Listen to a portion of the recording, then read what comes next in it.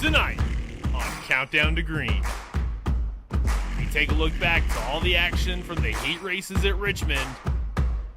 We take a trip across the pond for tonight's event at Brands Hatch. And we take a look at how you're racing at home with the Logitech Show Us Your Rig segment. All that and more tonight on Countdown to Green.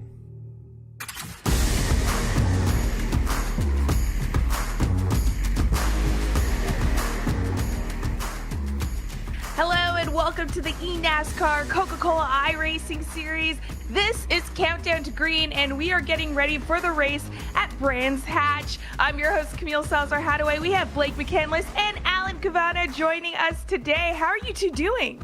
Oh, it's so good to be back, Camille. Again, we look at the Cup Series. Willie B, our boy, William Byron, another victory coming from iRacing. He's got the victory, the momentum going. We're going across the pond, Blake, to Brands Hatch tonight. I'm excited for that. It's a good week so far. Well, it's just a totally different setup. I think we heard from Casey Kerwin last week in his interview that this is new territory for a lot of these drivers. Not that they're unfamiliar with Brands Hatch and they've run it on iRacing across many of the different vehicles that we have, but to run a next-gen car there, it's kind of like when we went to Monza last year, just something that's totally out of sync with what we usually do, and I think that newness, that provides a great challenge for these drivers tonight. Yeah, it's definitely going to be a challenge for the race ahead, but you know how it goes. Before we know what to expect in Brands Hatch, we got to look back to the last race. And we'll do that. We went back to Richmond Raceway a couple of weeks ago. And remember, Alan, we debuted a new format, heat races that took place a little bit earlier on, a 70-lap feature. And, well, there was a lot of chaos that kind of happened throughout the night. Yeah, big contenders, both in the heat races and then early on in the race. That was Wyatt Kinsley going out there early. And you see a lot of action. This is short track racing. You expect to see that good, close racing. But it got a little sloppy at times out there with this field. This is the best of the best, Blake, so I hold them to a high standard. There was some bumping and banging out there, a little four-wide action at times during this race. A lot of yellow flags. Didn't love that for the race. No, it didn't, but you can look up front. It was Michael Cozy Jr., Zach Novak, and Steven Wilson that, for the most part, dominated the opening portion of this race. This was what kind of got everything started. Ray Alfala, an innocent spin, unfortunately four-time, has just not had the season that we thought he would have in his comeback tour. We shake everything up with the cycle of pit stops, and then after that, well, with this shorter race, everybody's getting after it quickly. It's kind of when a lot of chaos started to happen. And I think you hit it right there. The shorter format of the heat races that we had, that made for a shorter main event. Now we're seeing four wide, Blake. You know better than anybody, four wide at Richmond. Probably not the best thing to be doing. We saw it a few times. I don't think it worked any time that night. Yeah, every single time they'd come off the two and were four wide, I think we kind of anticipated that something like that might be happening. But at the end of the day, Steven Wilson, a two-tire call on that initial caution flag, gives him the track position and is enough to put his M80 number 10 car in victory lane to try and get back and defend his championship from last season.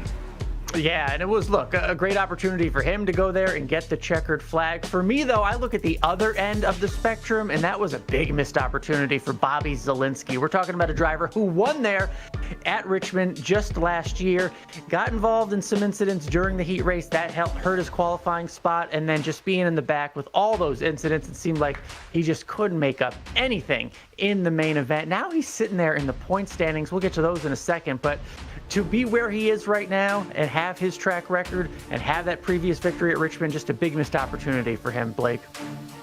Missed opportunity for him a couple weeks ago, but tonight may be the night that he gets redemption for sure. But the biggest takeaway that I had out of this race is that preparation matters, and there's a lot more that goes on than just these drivers getting in these cars and being able to execute a race. There are team members, crew chiefs, spotters, all involved in getting all of these drivers across the finish line at the end of the day, and knowing your game plan when situations come up. Again, Michael Cozy Jr., you could see him right there on pit road, dominated his heat, won it, dominated the opening portion of this race, but it was a two-tire strategy call that I'm sure Steven Wilson and many of his teammates were prepared for, to be able to execute when the opportunity presented itself, and it was able to garner him a win. So pre-race preparation, that was my biggest takeaway, that it's not always speed that gets these races done for these drivers as we take a look at our playoff standings. Remember, we had a segment championship awarded a little bit earlier, but we're looking forward to the playoffs here. You can see our 4 winners already that are inside the top 20 in points that are, for now, locked into the playoffs. But, Alan, look how close everybody is. Just above the cut line, you can see a couple of the Tony Kanaan Esports drivers and Vicente Salas and Keister that are having great comeback seasons after a disappointing 2023. How about Caden Honeycutt, somebody that has really turned on the afterburners this year? And even KHI, you can see their pair of drivers 14th and 15th in the standings, respectively. They've been having a great run as of late. Yeah, that rough night for Bobby Zielinski wasn't even on that page, Blake. But let's look at the team standings. Spire Motorsports still standing strong up there. Tony Kanaan Esports moving up to number 2. We'll hear from TK later in the show. Junior Motorsports up 2. A lot of big jumps at Richmond. Kevin Harvick Incorporated, the new organization, they were up 4. Oxygen Esports up 3. On the right side, no one wants to be there. Unfortunately, the Kansas City Pioneers had a rough night in Richmond, -7. But let's not forget, guys, big jumps because it's still early in the season. Anything can happen, especially with these team standings week to week. A lot of trophies, a lot of pride on the line. So it's still early, but still, you don't want to be on the right side. You want to be a left side screener. Yeah, and with the different formats, it feels like there's a lot that's happened, and maybe there's no coming back. That there still is some points on the line, and I keep telling myself that too after my picks. But we'll get to that later in the show. For now, let's actually check in with one of the top 10 drivers, Vicente Salas, as we hear what he's looking forward to this season. Yeah, it was great to talk with him, Camille, because he made a change this season. He's got a lot going on in his professional life here on the sim, and we were able to talk with him, and he made a move over to Tony Kanaan, his team this year. So we asked him, what attracted him to the Tony Kanaan team? I think it was TK's interest in not only my virtual career, but my real life career.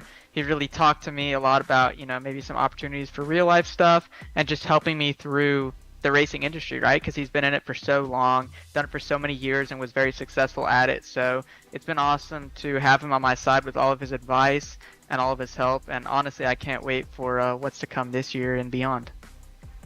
And the best part for me being a part of the Coke series is seeing our drivers at the big tracks on the weekends with the NASCAR events. That's what happened with Vicente Salas a few weeks ago. I got to talk to him right before he made his truck series debut out in COTA. How did that all come together? He told us. Well, first off, I don't think it could have happened without iRacing. For me living in California to now moving here back east, it was such a barrier for me to the NASCAR industry because I was across the country. So, making the contacts when I first got in this series in 2021, winning that race, giving me the opportunity to run the pro late model and then the late model stock last year. We always had the idea of doing our first truck race at a road course, and that's really what I wanted to do since it's my background with shifter karts. I asked around, was like, hey, what do you guys recommend for, teams? Who should I go for? And almost everybody I talked to was like Tyler Young. He's awesome. He's great. He'll give you great equipment. You can go get experience and, run laps, do good in the truck series. So, COTA was definitely an awesome experience. Although we broke about 10 laps before the race ended, I think my final 2 laps were like 13th or 14th fastest on track. So was grateful to have a couple good laps there at the end as I saved my stuff. And, I'm just looking forward for the next one. Yeah, cool experience to be able to see him do that and make that debut. But we hear all the time, sim racing can be used to prepare drivers like Vicente for the real race. So after the experience, we asked him, what were those similarities? I think some of the similarities are the inputs. You're on the brakes super, super hard. You're on the throttle super, super aggressive, trying to drive straight in, straight off. And I think those are 2 things that are very, very similar from the sim to real life. I think the biggest difference for me was getting used to the dirty air aspect. On iRacing, I feel like it's slightly turned down a bit just so that, we can all kind of enjoy the racing. But, in real life, if you don't offset your front end to the person in front of you, you're not turning into the corner. So that was something I kind of had to adjust to. But for the most part, everything that I learned on the sim, especially, from spotting to driving, being aware of the cars around me, it was all very, very similar and relative. And the cool part is that Vicente has raced against Raja Caruth, of course, on the sim, and now in real life in the truck series. So on that weekend, was there a little rivalry there?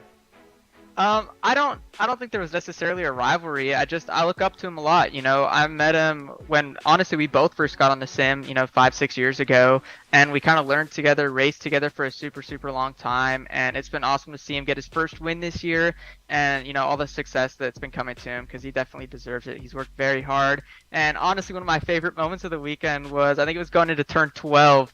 I was kind of getting my bounds in the truck, and I hear my spotter 71 behind you going for it inside, and I look, and it's Raj, and we're going down the back straightaway, and he just puts out the thumbs up out the window, and I was like, dang, this is pretty sick, because this is a guy I grew up racing with, and now I'm here on track with him, so that was definitely awesome. That's such a cool moment for that young man, for all the iRacing community to be able to do that. Now we're watching Vicente out there getting ready tonight on the sim for Brands Hatch. You heard him, his background, shifter carts, they'll be shifting tonight, guys. So maybe Vicente has something for the TK team and in the whole field. We'll see. I love when you get those inside scoops, and also just hearing their experiences being on the track IRL and having those full circle moments, seeing the drivers that they look up to, giving them, the thumbs up. Very cool. At least it was the thumbs up and not something else. That's the only fingers we want to see around here, all right? Well, for now, let's actually look back at some of the legacy moments. One in particular coming from a name that is not a stranger to the series. If you are a longtime fan, you know Bobby Z, and Justin Mamillo is bringing us another From the Vault that features Bobby Z.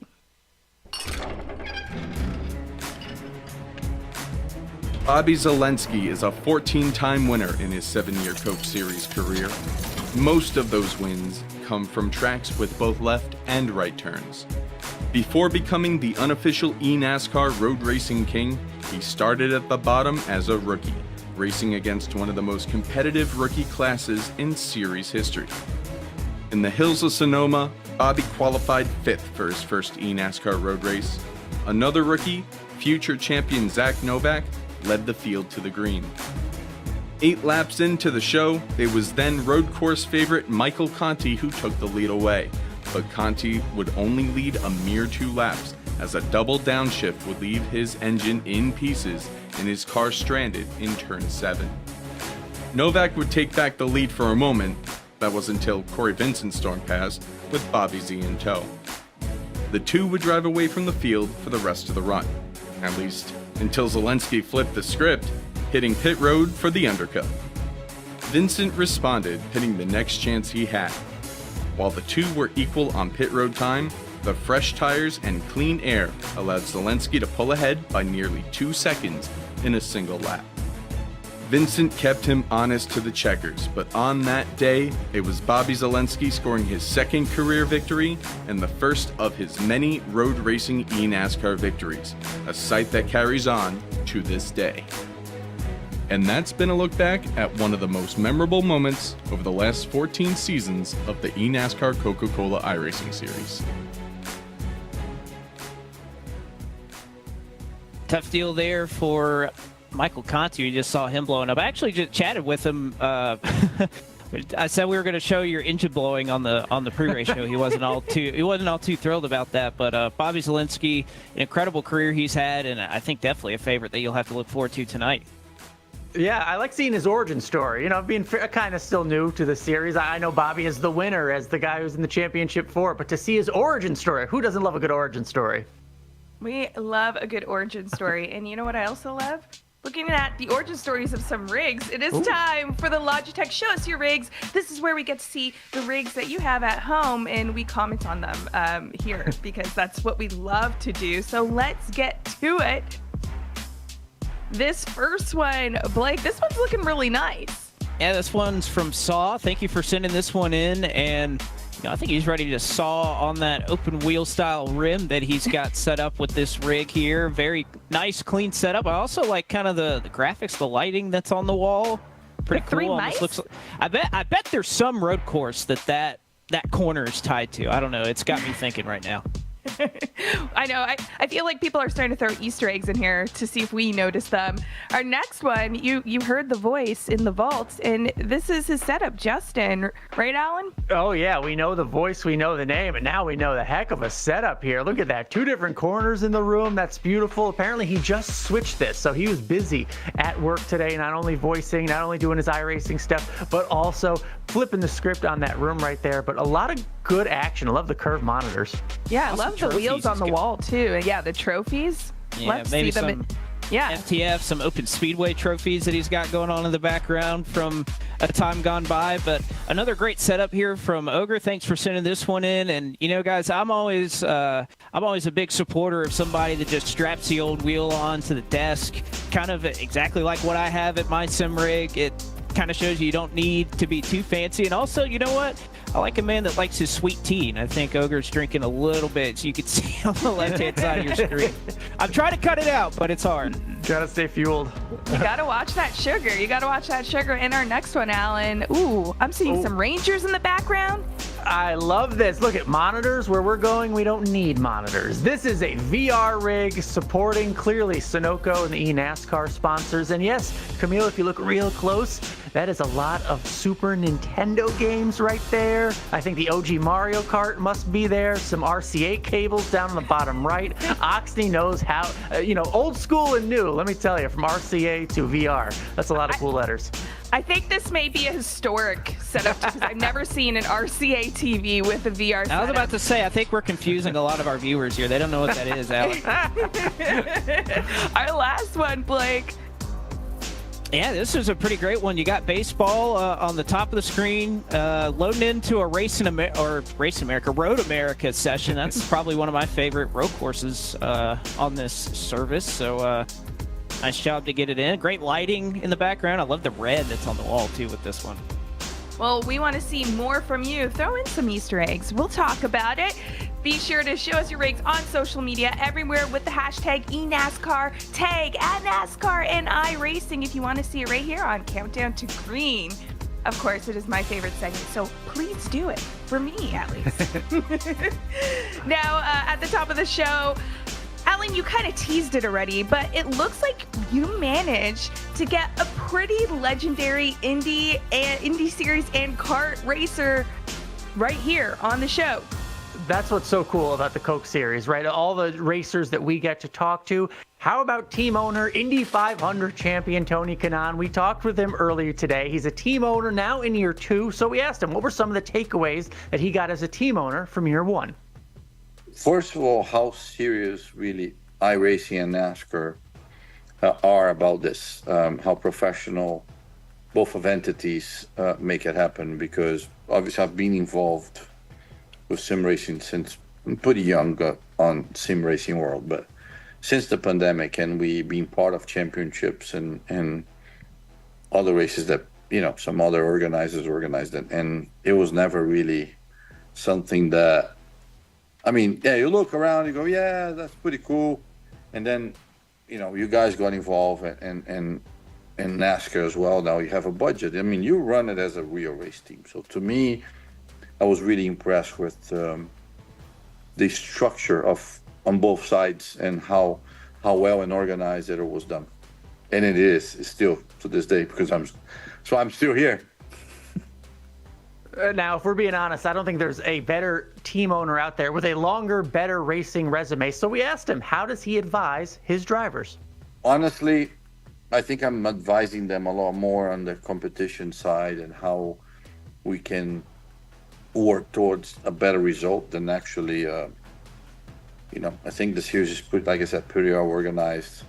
I think with my experience, you try to analyze the points that we are weak or what happened on the weekend and analyze what happened in the race.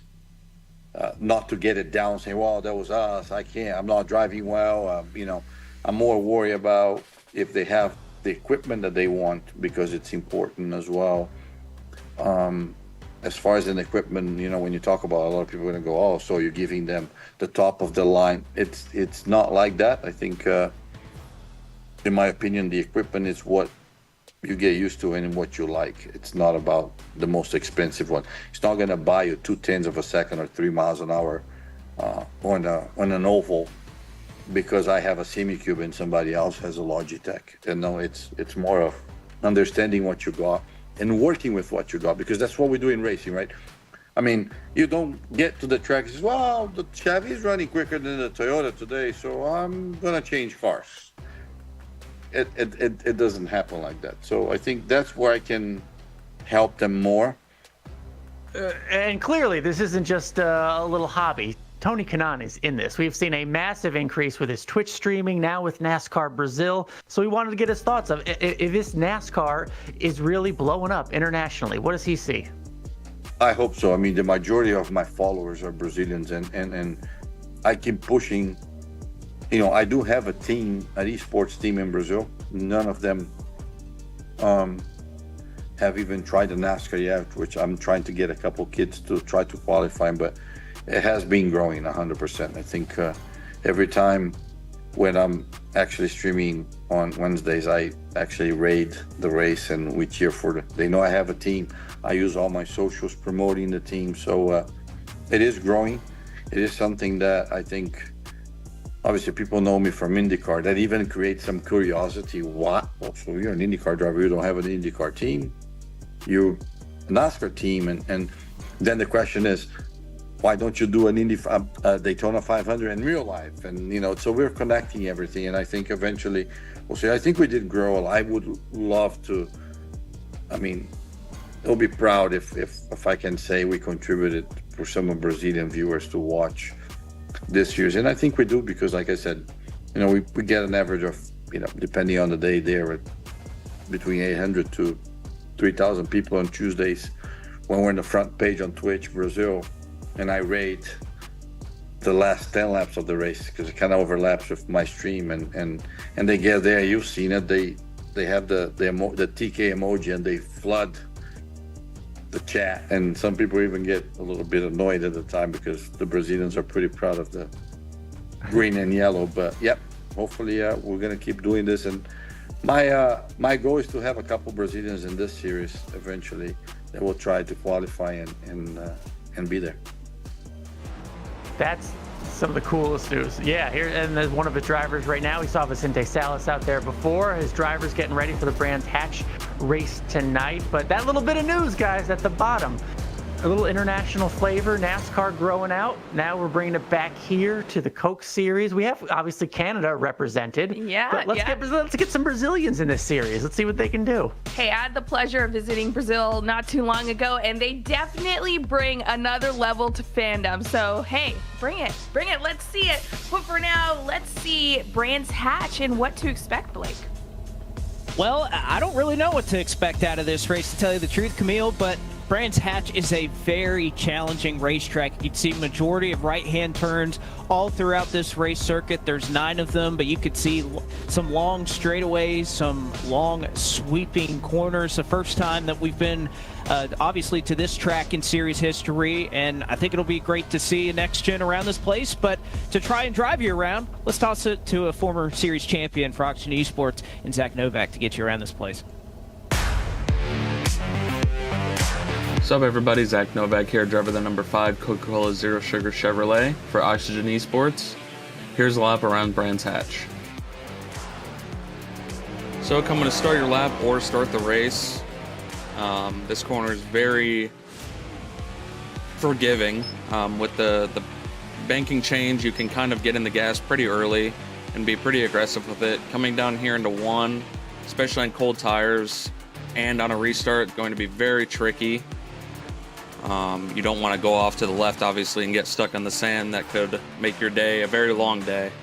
Now down here, you want to get on this curve for maximum rotation and get a straight exit off. You want to get on this curve to the left as well. I missed it a little bit right there, but it helps with rotation through that corner. Get a straight exit off. That's the name of the game here, is just getting straight exits off and not scrubbing off any speed. Same thing right there. Late apex, straight exit off. Down here on the downhill, very quick corner. let the car roll a good bit. Now the gearing through this section is going to be different probably for every driver. It's kind of just preference on what gears you use through these multiple right-handers, and then down into the second to last corner. You want to use all of this curb. Got a little loose there on exit. Now up to the final corner. You can drive it more aggressive than you probably think. Use that banking to kind of save the car a little bit. And that's one lap around Brands Hatch.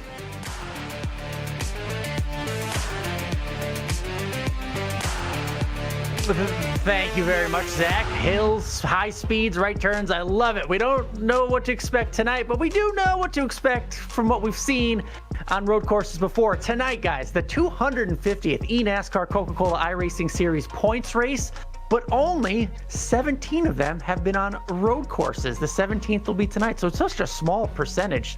So that'll be interesting. This is the 9th different road course venue so far in the series. It's the second international venue. If you remember, we went to Monza last year, so only the second in history to be international. Another nice change this season. The road course race winners average 3 race wins per season. Think about that. Bobby Zalinski last year, 3 wins, 1 on a road course. Steven Wilson, 4 wins after winning on a road course in 2022. So maybe we can read something into tonight's winner. We'll just have to see. 4 teams have won every Coke Series race, road course race since 2019. Virtual Racing School, Stewart Haas Racing, not racing tonight. Joe Gibbs Racing, 2311. The other 2 drivers and teams represented who've won before. So not a lot of former winners out there. And only 1 driver won a race on a road course and the title in the same year. The old schooler, 2014, Michael Conti, when he won in Watkins Glen, and then, of course, went on to win the championship. Not an old man, but he's a retiree, so that was old school with Michael Conti. A little bit of old school with Michael Conti there, but looking forward to Brands Hatch, especially because it's bringing a different energy. I'm hoping it's bringing a win for me because I'm having troubles with my picks. Let's remind everyone about our pick points there. Alan has a little bit of work to do, but we're not going to focus on that. We're not going to focus on that. Reminder, if you are new here to our picks, how it works, we pick a driver every race, and based on that driver's placement is the points that we get into our picks total. And Blake, since you are in the lead, why don't you tell us your pick for Brands Hatch? Well, I talked to this driver after our race at Richmond Raceway. He said, I don't really know this place that well, but I think that was just a cover. I think Casey Kerwin is going to get the job done tonight. We know he's great on road courses. He competes in the Pesca All-Star Series, and you know what? He hasn't gotten it done, or has got it done on an oval. I think he gets it done on a road course as well here at Brands Hatch. Not a bad pick, Blake, but tonight is when I start my comeback. The driver I'm picking, Bobby Z. Bobby Z cost me a lot of points in Richmond, but I think he gets redemption tonight. We know he's the road course ringer of the series in history. He does it again tonight on a new road course. Help me out, Bobby. I need it. I need it. Well, for me, I saw what happened when I don't go with what I trust and know, so I'm going with it this time. Steven Wilson, I don't care. He's going to bring the win, and I'm going to be there, all right? You can't tell me anything. He only wins when you don't pick him, Camille. Exactly. Now he's going to run terrible. Jeez.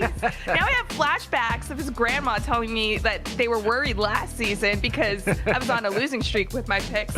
All right. Now, this is a different type of race. We do have multiple points to win here because of the format, and Blake is going to tell you more about that as we get into the pre-race. For now, this has been Countdown to Green. Thank you so much for watching. Stay tuned, crack open a Coca-Cola, and enjoy the race. Every time you sit behind the wheel, you buckle up for the unexpected.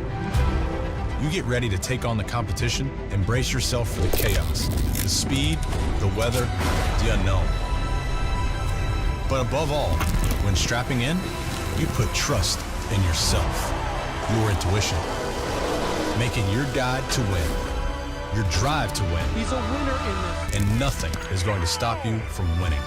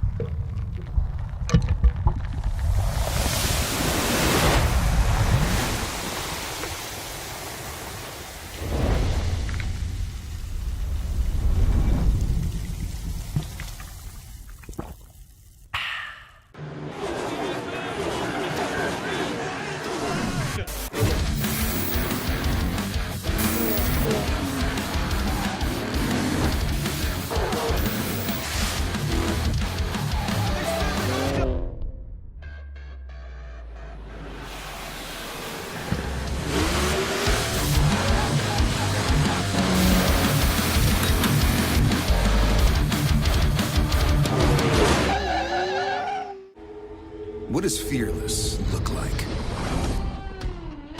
Like sliding through a glimmer of daylight? Side by side for the top spot. Like trading paint with a champion? Oh, and he spins it. Like starting in the back of the pack and stopping at nothing till everyone is choking on your dust? Oh, he gets it done. Time, baby. What does fearless look like? Find out for yourself. Let's go. The NASCAR Craftsman Truck Series.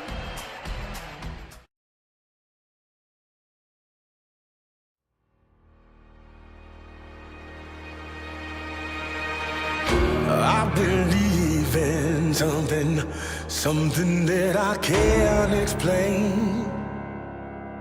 The wind is calling out my name. Let it rain on me.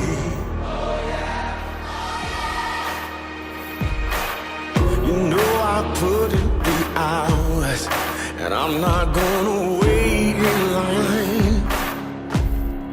I'm gonna take what's mine for the world to see. You gotta take the lead. You gotta feel the fire.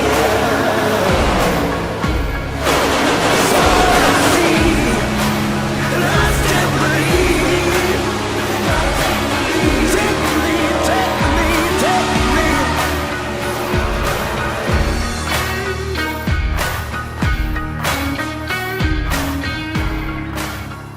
The road to $500,000 tackles another eNASCAR first. We're tonight from West Kingsdown, England. We say good evening, sim racing fans, and welcome to round 5 of the 2024 Real Sim Racing Full Throttle Cup Series.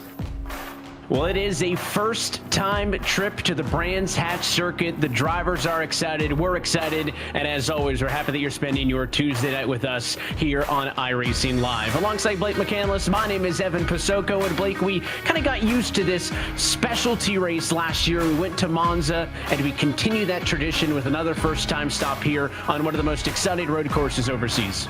Well, again, I like throwing a wrench in the schedule and challenge these drivers with something that they're not accustomed to. We've been to a lot of these tracks before, but going to a place like Monza or a place like Brands Hatch really just tests the ability of these drivers to adapt and try to drive something that's completely new. We have a lot of drivers in the field with plenty of experience at Brands Hatch circuit, but not necessarily in a stock car or in the NASCAR Cup Series next-gen car. So a new challenge in front of these drivers, and honestly, I'm not really to the wiser to see who's going to be able to rise to that challenge tonight. Well, and it is far more than just the facility that is the storyline here tonight, because we talk through this race format with the sprint race, Blake. So not only one, but 2 checkered flags coming up. Yes, we're going to have a 15-lap sprint race that will start with a different order this week. The top 8 qualifiers have been inverted for this sprint race. Now we will start the main race with no change from this sprint race. So the finishing results here in this 15-lap sprint, that's what will move forward for the main race in 30 or for 30 laps in that one. And I believe qualifying has been completed, and we're just about ready to get going here at Brands Hatch. Qualifying is complete. That invert will take effect now, and we will see how those drivers, mainly your top qualifiers, getting kicked back to 8th and 7th and so on, are going to be able to bounce back and fight for it. But that is the format for tonight's race. Again, we'll keep you posted on it all race long, but first time we're seeing the sprint race format here in 2024. We saw the fixed setup race in Atlanta. We saw heat races 2 weeks ago in Richmond, and now another first here tonight with the sprint. And the cars are on the grid for the sprint race. So as we get set to hand out some bonus points to kick off the night, let's talk through your Coca-Cola starting grid. Now the grid, different than qualifying results. So Steven Wilson will qualify on pole position for this sprint, but that's because he was the 8th fastest car in qualifying. Nick Ottinger, 7th fastest, means that his William Byron Esports number 25 will start alongside inside in second. Row number 2, we'll see Tucker Minter, the second William Byron entry. That's the 97 car. He's on the inside of the Joe Gibbs Racing number 18 of Bobby Zelensky. Back on row number 3, it is Wyatt Tinsley in the 20 car and Jordy Lopez in the 90. They will start P5 and P6. And then the fastest 2 cars in qualifying end up on row 4. Vicente Salas in the Tony Kanani Sports 11 car will start from P7, and the fastest man in quali, Parker White, gonna have to make it happen from P8 in the Williams Esports 53 car. Then they all run where they qualified. It'll be 9th and 10th on the grid for the Spire 77 of Casey Kerwin and the FGR XL eRacing 14 of Seth the Merchant. KHI represented by Matt Busa in 11th. JGR Daniel Falkingham, a solid run for him on a road course. He'll start from 12th in the sprint race. Graham Bolin for the Kansas City Pioneers in 13th. A solid run as well for Garrett Maines, 14th for FGR XL. Jimmy Molis also in the 29 for KHI, goes from 15th tonight. Ryan Luz has said apologies in advance to the field. He starts in 16th tonight. Zach Novak, you saw his onboard lap earlier, from 17th for Oxygen. 18th Garrett Lowe. 19th for Williams Esports will be Donovan Strauss, and Taylor Hurst for Team Dillon goes 20th. That brings us halfway home into row number 11, where the E-Racer 42 with Tyler Gary is going to be alongside the RFK Racing number 6 car of Timmy Holmes. Row at number 12, 23rd on the grid tonight to the Tony Kanani Sports 66 of Colin Keister, and the Junior Motorsports number 8 Chevrolet of Caden Honeycutt will start in P24. Row 13, 35th, or 25th on the grid, I should say, to the 38 car. That's Michael Cozy Jr. in the Front Row Motorsports entry, and then next to him, the second of the Junior Motorsport Chevys, that one the 88 car of Briar LaPrade. Back on a row 14, 27 tonight goes to the Latardi Sports 40 at Dylan Altz, and alongside him is the Nitro Circus Sim Racing Team 41 at Dylan Duvall. Of course, that team headed up by Travis Pastrana. Behind them and through your top 30, the RFK Racing 17 of Colin Bowden, going to be right next to the Spire Motorsports number 7 of Malik Ray. In the last row to make qualifying times here, Kwame Scott for Latart Esports and Ray Alfala for E-Racer 31st and 32nd respectively. The rest of the grid did not set a time either because of penalties or running off track over the course of their qualifying lap. Michael Guest for 2311. The Pittsburgh Knights' own Cody Bias in 34th. Derek Bordeaux for Front Row Motorsports in 35th. And Keegan Leahy, also another 2311 entry that's going to have to come from the back of the field. Nitro Circus, Matthew Zwack starts for 37th. Jonathan Delaney, the other Team Dillon Esports number 3 Chevrolet, from 38th. Femi Olot will start in 39th for Oxygen Esports. And Pittsburgh Knights, Ryan Doucette, the number 55, will go from the 40th starting position in this sprint race. And Steven Wilson will catch up with him. He wasn't the fastest man, but he's going to start from the best seat in the house. Steven, sure you want a repeat effort of what you had 2 weeks ago. How are you going to get the job done tonight at Brands Hatch? Yeah, well, we planned this exactly perfect. You know, I didn't even want to be on the pole. I wanted to be 8th, and I was 8th. So now I'm starting first in this heat. I think I got some pretty good pace. We'll see what Bobby has in race. I know I'm close with Parker's speed based off of testing and race conditions. So I think having this lead is huge, having the clean air. Got to thank the M80 boys, all the NFR boys, all the work going on, and hopefully I just don't drive off the track here on the first lap. That'll be the first goal. Well, I know we're virtually in England tonight, but I can notice you're wearing a shirt that says "Not British." What's the inspiration behind that? Yeah, I just want to let them know, you know, the Americans are coming to run this British track, and there's going to be an American winner tonight. Hopefully it's me. All right, we'll see if the USA can represent well tonight. Steven Wilson qualified 8th, but will start on pole for this sprint race. And again, finishing results from this sprint race will carry over to our 30-lap main event later on tonight. Yeah, that's the interesting thing is so many times you'll see the invert happen after the sprint, but the invert happening post-qualifying means that there's going to be opportunities for White and Salas, some of the top cars in queue mid-pack, to make their way through. We're going to find out, though. First on deck, a 15-lap first-ever sprint race, and it's Steven Wilson on the front row. Green flag in the air. We're racing in the sprint at Brands Hatch.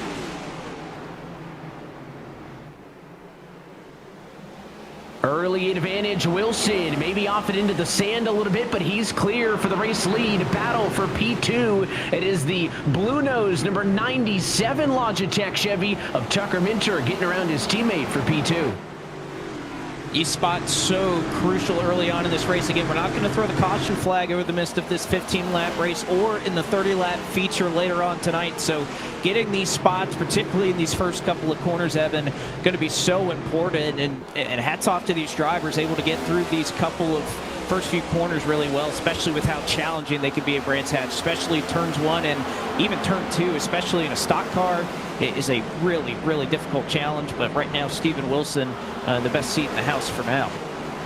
And this is the longer layout here at Brands Hatch. We skip McLaren and go for the long-range 2.30-mile Grand Prix circuit. So it takes us through this entire back half of the racetrack with a lot of elevation changes. Watching the battle of the 8 car in the mix of all of that is in the middle of all of it. Doing battle is the likes of Caden Honeycutt and Moore. The 11 machine single file a little bit further up the road. That's Vicente Salas inside of the top 10. So that is one trip around this Brands Hatch Grand Prix circuit, and it is one lap led for Steven Wilson from pole via the invert. No major moves, although Salas 7th to 4th may be the most notable. We'll keep an eye on the 11. Remember, he was second best in qualifying. Can he keep that up as he marches through the field?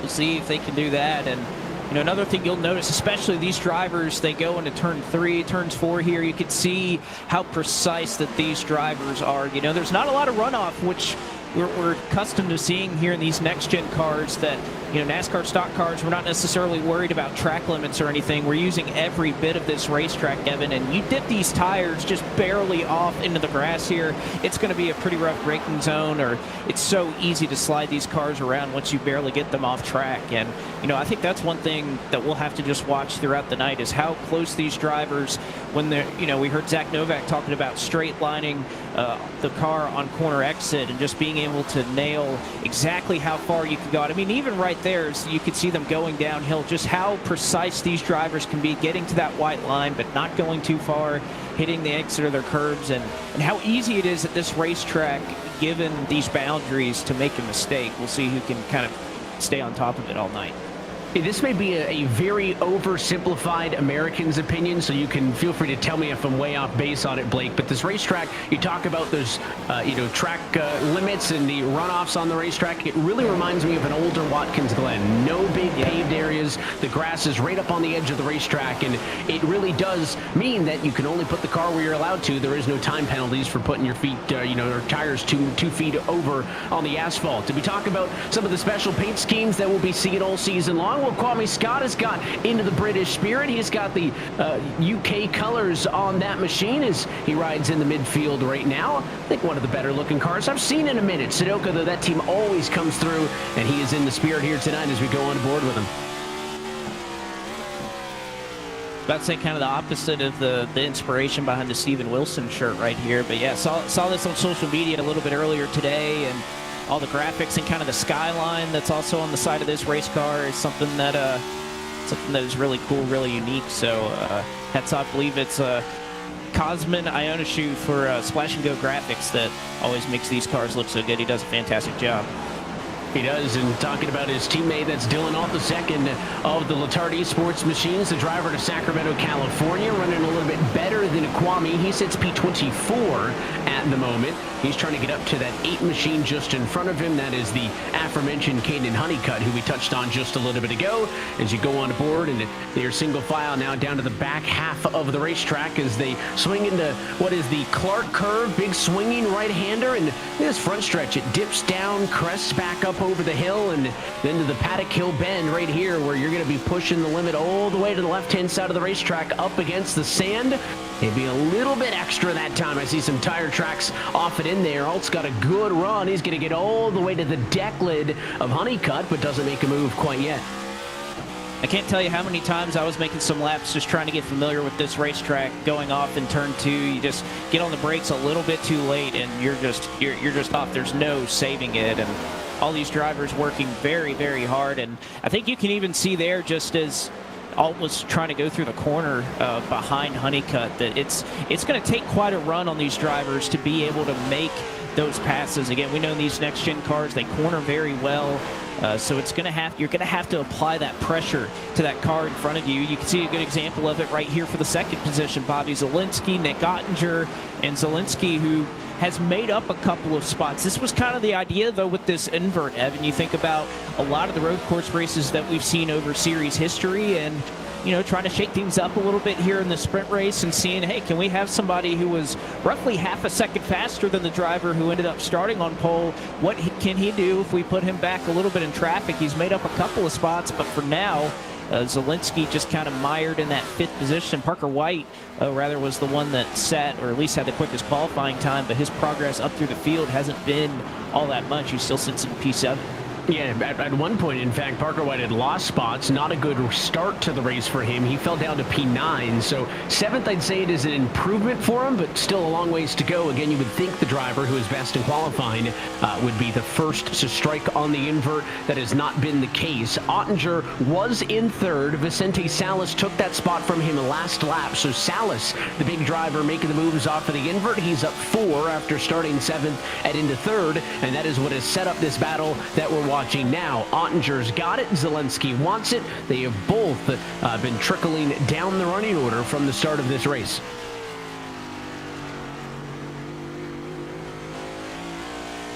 Just love seeing the focus on these drivers and how in tune they are with everything that's going on. And even Zalenski, you can see a lot of movement that he has. A lot of these drivers, you see the open wheel style rim that Bobby Zalenski's utilizing. That's something that's, I think, become a little more popular on ovals in the last couple of years or so, that you see drivers in this series utilizing that. But it's particularly when we come to these road courses, a lot of drivers elect to go for that setup if they have it at all. They generally like to run those wheels a little bit easier to turn, a little bit easier on the hands when we get to these road courses.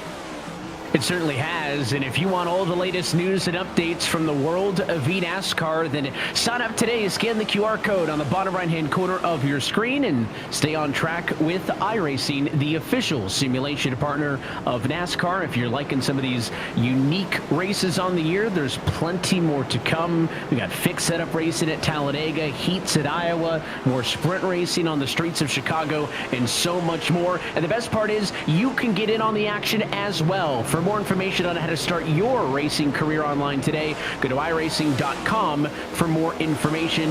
With iRacing, every day is race day. That's what I would do. Keep it recreational. Of course, if you want to stay in the loop with the pros, you can do it by heading online to iRacing.com/eNASCAR. You can learn more about this eNASCAR Coca-Cola iRacing series, and even the information on how you could one day qualify to be here competing on the road to $500,000. 10 laps to go in the sprint race. We jump on board with a pair of drivers fighting just inside of the top 10. Casey Kerwin P6, Parker White P7.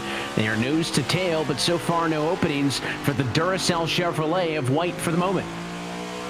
I think we're going to get a really good showcase here of how a driver that is probably a little bit quicker than Casey Kerwin, again, was well beyond about half a second or so in qualifying, and you could just see how close Parker White is able to get to the back of Casey Kerwin. Kerwin's got a little bit of clean air in front of him here, but Parker White, the inside of turn 2, one of the few passing zones or passing opportunities that you really have here at this racetrack, and he's able to execute it very well. And I want to see here for Parker White how he can pull away here from Kerwin, because I think Kerwin was holding him up a little bit. But already Parker White's starting to make up some ground and at least try to get back into the top 5 before the end of the sprint race. But had to work on Kerwin for a number of laps to get the opportunity to make that pass. And now we check back in the battle amongst your top 4. Those are gaps to the next closest cars. So Minter 1 second behind Wilson, Salas 6/10 behind Minter, so on and so forth. So very clearly, and you can see it looking at the battle now, Salas closer to finding Minter than Minter is to finding Wilson for the race lead. Vicente's been the man on the charge through the field, but Wilson has been relatively uncontested in that number 1 spot. Got the good jump on the green flag and has not looked back since, but at about a 1.1 second, maybe 1.0 now, somewhere in that range. It's certainly not a comfortable advantage. The other thing that I think is fair to say, Blake, is a lot of the oval races this season, you talk about some of these sprint races in their own right? Pretty short on the stopwatch and on the lap counter. Combined between the sprint and the feature tonight, as we see those guys kick up some dust on the exit of turn 1, I think we're going to be looking at one of the longer races of the season here tonight.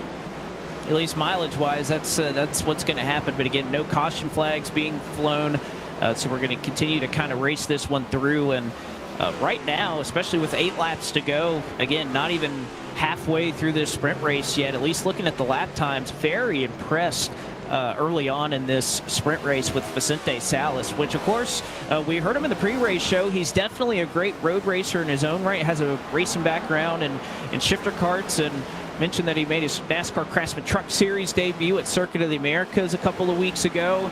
Definitely a great road racer in his own right, but hasn't necessarily, I would say, kind of creeped into the list of names that you'd call favorites here in this series. When you think about the Parker Whites, the Bobby Zelinskis, Mitchell DeYoung when he was a part of this series, there were just kind of 4 or 5 names that you knew were going to be up front and winning these road course races. And Vicente, I think, really proven right now that he needs to be a part of that conversation of amongst many of the movers that we've seen up in the top 10. He's made up the most spots, and even the last time by was a tick quicker than your race leader, who's enjoying a fair amount of clean air right now, and he's in traffic right behind Tucker Minter. So Salas showing very well right now for Tony Kanaan.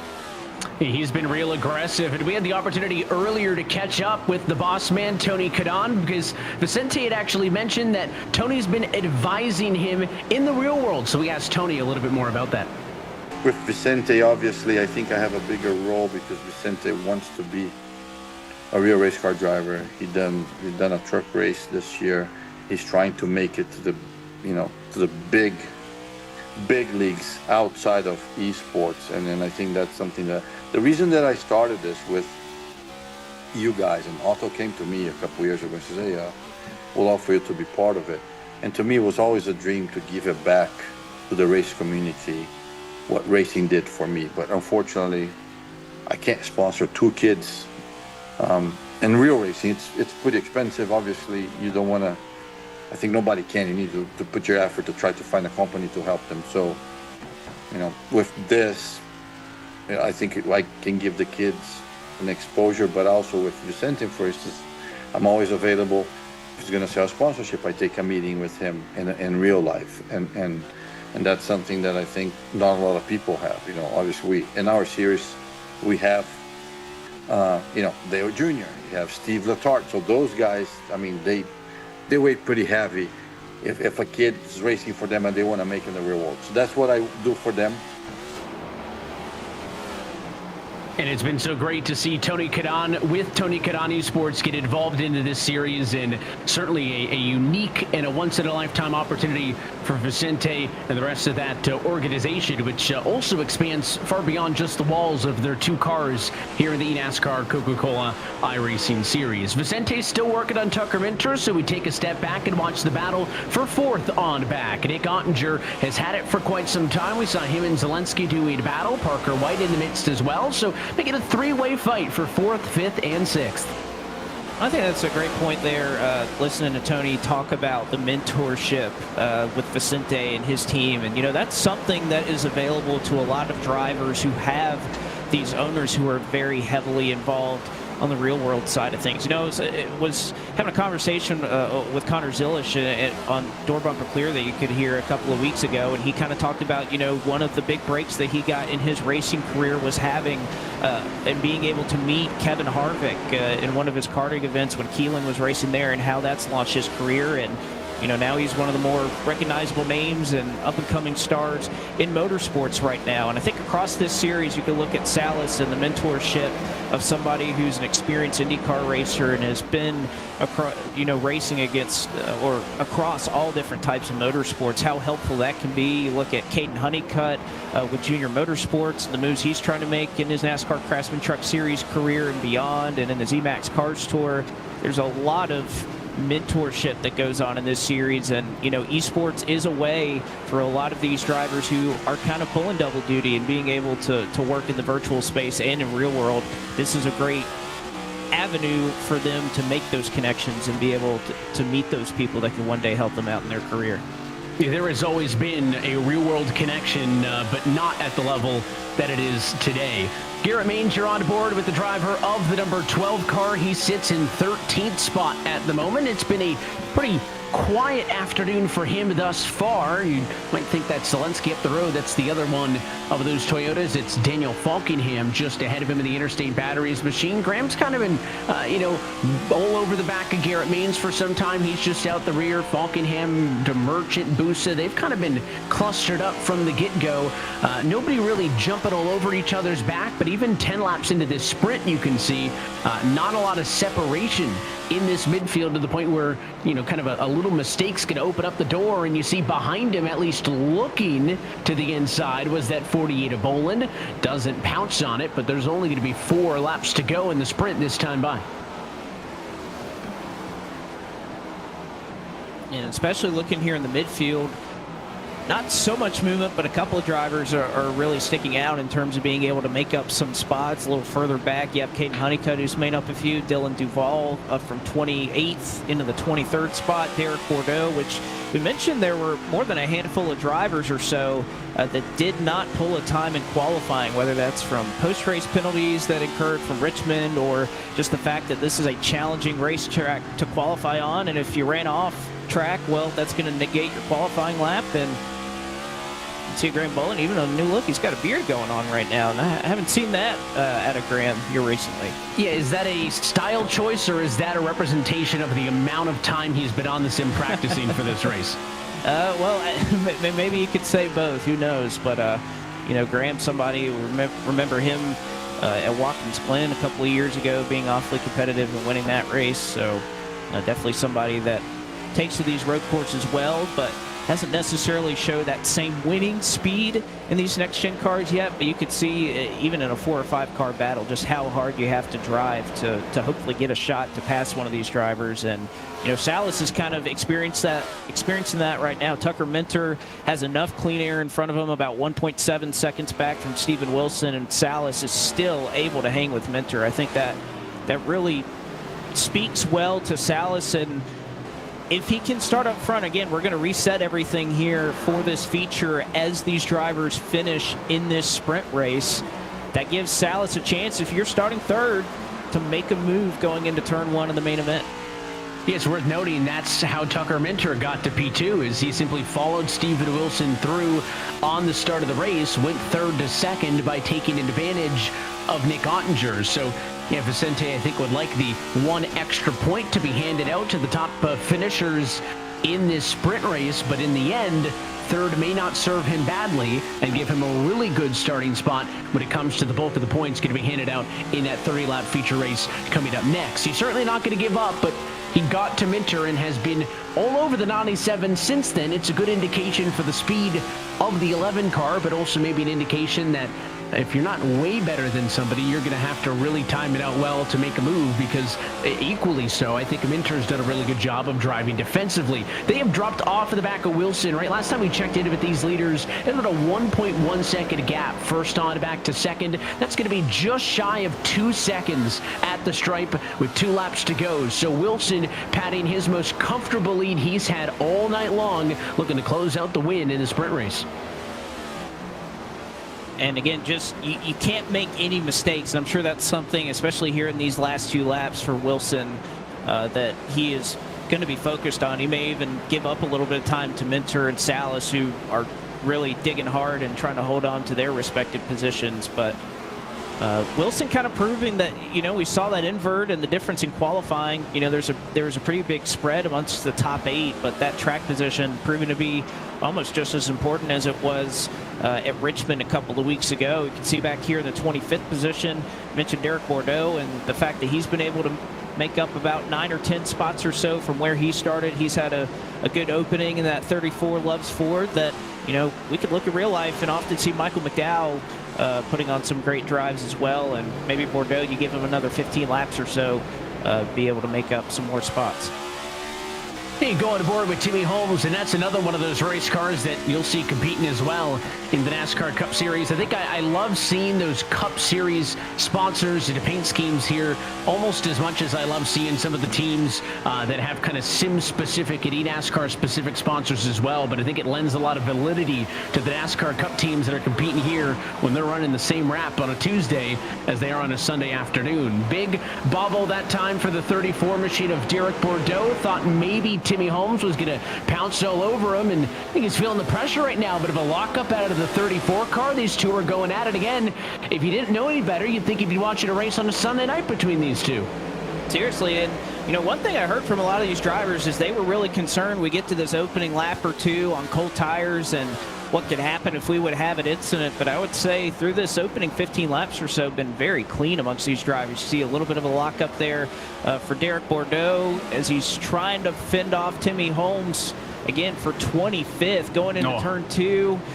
Locked up again, and Holmes getting a little physical here. This guy's racing hard for that 25th position, but right now only one car is not going to finish this feature or had a bad runoff. It was Malik Ray right now, who, again, last week's winner, or not at Richmond, too, a couple weeks prior to that, won at Atlanta, but fortunately not having the night that he would like at Brands Hatch. So some hard driving in the midfield, but up front, Steven Wilson only getting better with time, has opened this one wide open. 2.3 seconds to the clear as he rounds off of the final quarter, and an international checkered flag for Steven Wilson, who wins the sprint race here at Brands Hatch. Bonus points to your top finishers. And Steven Wilson, 8th on the speed charts in qualifying, Blake, but he was the best guy in practice earlier, took advantage of the invert, and he will take home the share of the bonus points. And now these cars, no points on the line, but they're still fighting for grid position in the feature race. These are two good friends, Colin Keister and Bowden, and it looks like just getting the nod at the line. It's going to be that 66 Colin Keister Tony Kanani Esports machine that just edges out Colin Bowden to get up into the top 30 to finish 29th. So they raced all the way down to the stripe, but the checkered flag is out, and the first sprint race in this series history is in the books. Blake, let's dial up our winner. All right, Steven, well, you made it look easy. We talked to you. You're able to hit the invert just right and kind of proving that that was the right way to go about things as you end up taking down this sprint race win. But extra points, starting off segment 2 in the right way. Sure, it's got to feel good in that M80 Ford. Yeah, it feels really good. Obviously I had the clean air there, was able to drive away. Just got to do it with more time. We've also got double the race length here, so keep the tires on it. I wasn't exactly ecstatic with how I was driving at the start, but I kind of got into a groove and was really pushing the limits on the last 2 laps to try to get the most out of it, so I'm prepared for when these guys are behind me again here. So hopefully I'm able to hit my lines again, don't go off track. That's the biggest thing, and if I get that big gap off the start, that'll make me feel a lot more comfortable.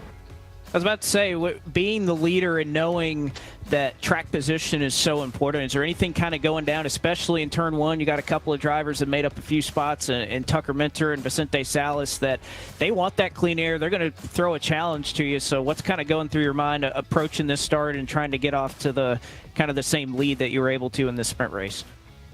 Yeah, just knowing where I hit the brakes. Probably watch the replay here over the next couple minutes before we get on the grid. Just to see what people are doing behind me, see where people are driving in, making moves, just so that I'm prepared. Obviously with Vicente behind me, there's a few guys behind me actually who don't have a win. I think all the way back to Wyatt, they don't have a win. So they're gonna be fighting really hard for that playoff push. Just gotta not drive it in deep in turn 1 and turn 2, but not drive it in too deep so that I'm off the track. So, yeah. Preparation matters, and Steven Wilson proving that now. A sprint race winner, but yet still a few last-minute things they want to do to make sure that he can have the same result here in the main event. Well, let's take a look at our Coca-Cola race results tonight for the sprint. Final margin of victory, 2.4 seconds in favor of the M80 Ford of Wilson, the Chevrolet of Minter, and the Toyota Salas. Round through your top 3 finishers. Nick Ottinger ends up in the number 4 spot, and your fastest qualifier, Parker White, only able to improve to P6. Again, some big movers in this sprint race as we look at the rest of the top 20. Want to Give a shout out to Dylan Ault, 27th up to 21st. A great drive for him. Dylan Duvall went from 28th to 23rd. And Derek Bordeaux, 35th to 28th. One of the bigger movers in the field. Yeah, tail end of this, you got some droppers. And, of course, you mentioned Malik Ray did not finish the race. He's going to be forced to start the feature from the tail. We'll take a quick opportunity to step aside. When we come back, we are going feature racing at Brands Hatch. You're watching race number 5 of the eNASCAR Coca-Cola iRacing Series. This is the make or break moment. Oh my goodness! Not just for the day, but for the years to come. This is where a race isn't just about the race. It's about the doors it can open. That kid is amazing. The number of fans wearing your number. This is the chance to carve your name into the history books. This is the NASCAR Xfinity Series. Every time you sit behind the wheel, you buckle up for the unexpected. You get ready to take on the competition and brace yourself for the chaos, the speed, the weather, the unknown. But above all, when strapping in, you put trust in yourself, your intuition. Make it your guide to win, your drive to win. He's a winner in this. And nothing is going to stop you from winning.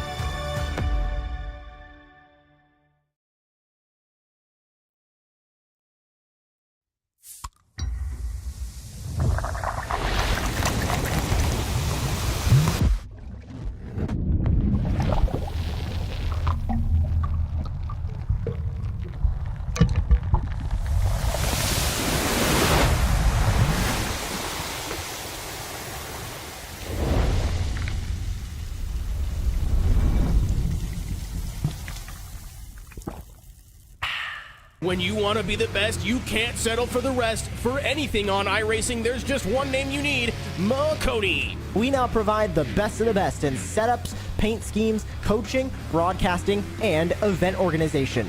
With cars across all 4 license classes, we have what you need to hit the track with confidence. Grab a subscription and save money while going fast at McConeySetupShop.com/subscriptions. And remember, at McConey Setup Shop, there are setups, but your victories. Unbelievable! Have you ever seen anything like that? Do we have your attention yet? Is this the new face of the great American race? Is this how you dance on the razor's edge? Photo finish! How you find a diamond in the desert? How you beat the heat? Will this gladiator be the last one standing? Who's gonna attack from the rest of the pack? Let's do it. Last question. Are you not entertained?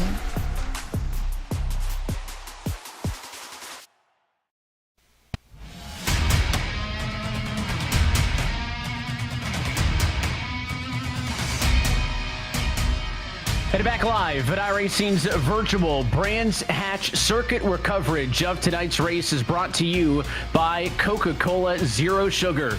Is it the best Coke ever? Try and decide. By Logitech G. Through design, engineering, and a love of driving games, Logitech G takes racing simulation to another level. Logitech G, the official wheel and pedals of the eNASCAR Coca-Cola iRacing Series. By Makoni Setup Shop. Our setups, your victories. And by Sunoco. From fueling your favorite NASCAR teams to filling up at the pump, Sunoco is trusted to help vehicles perform at their peak. Sunoco, performance is what we do.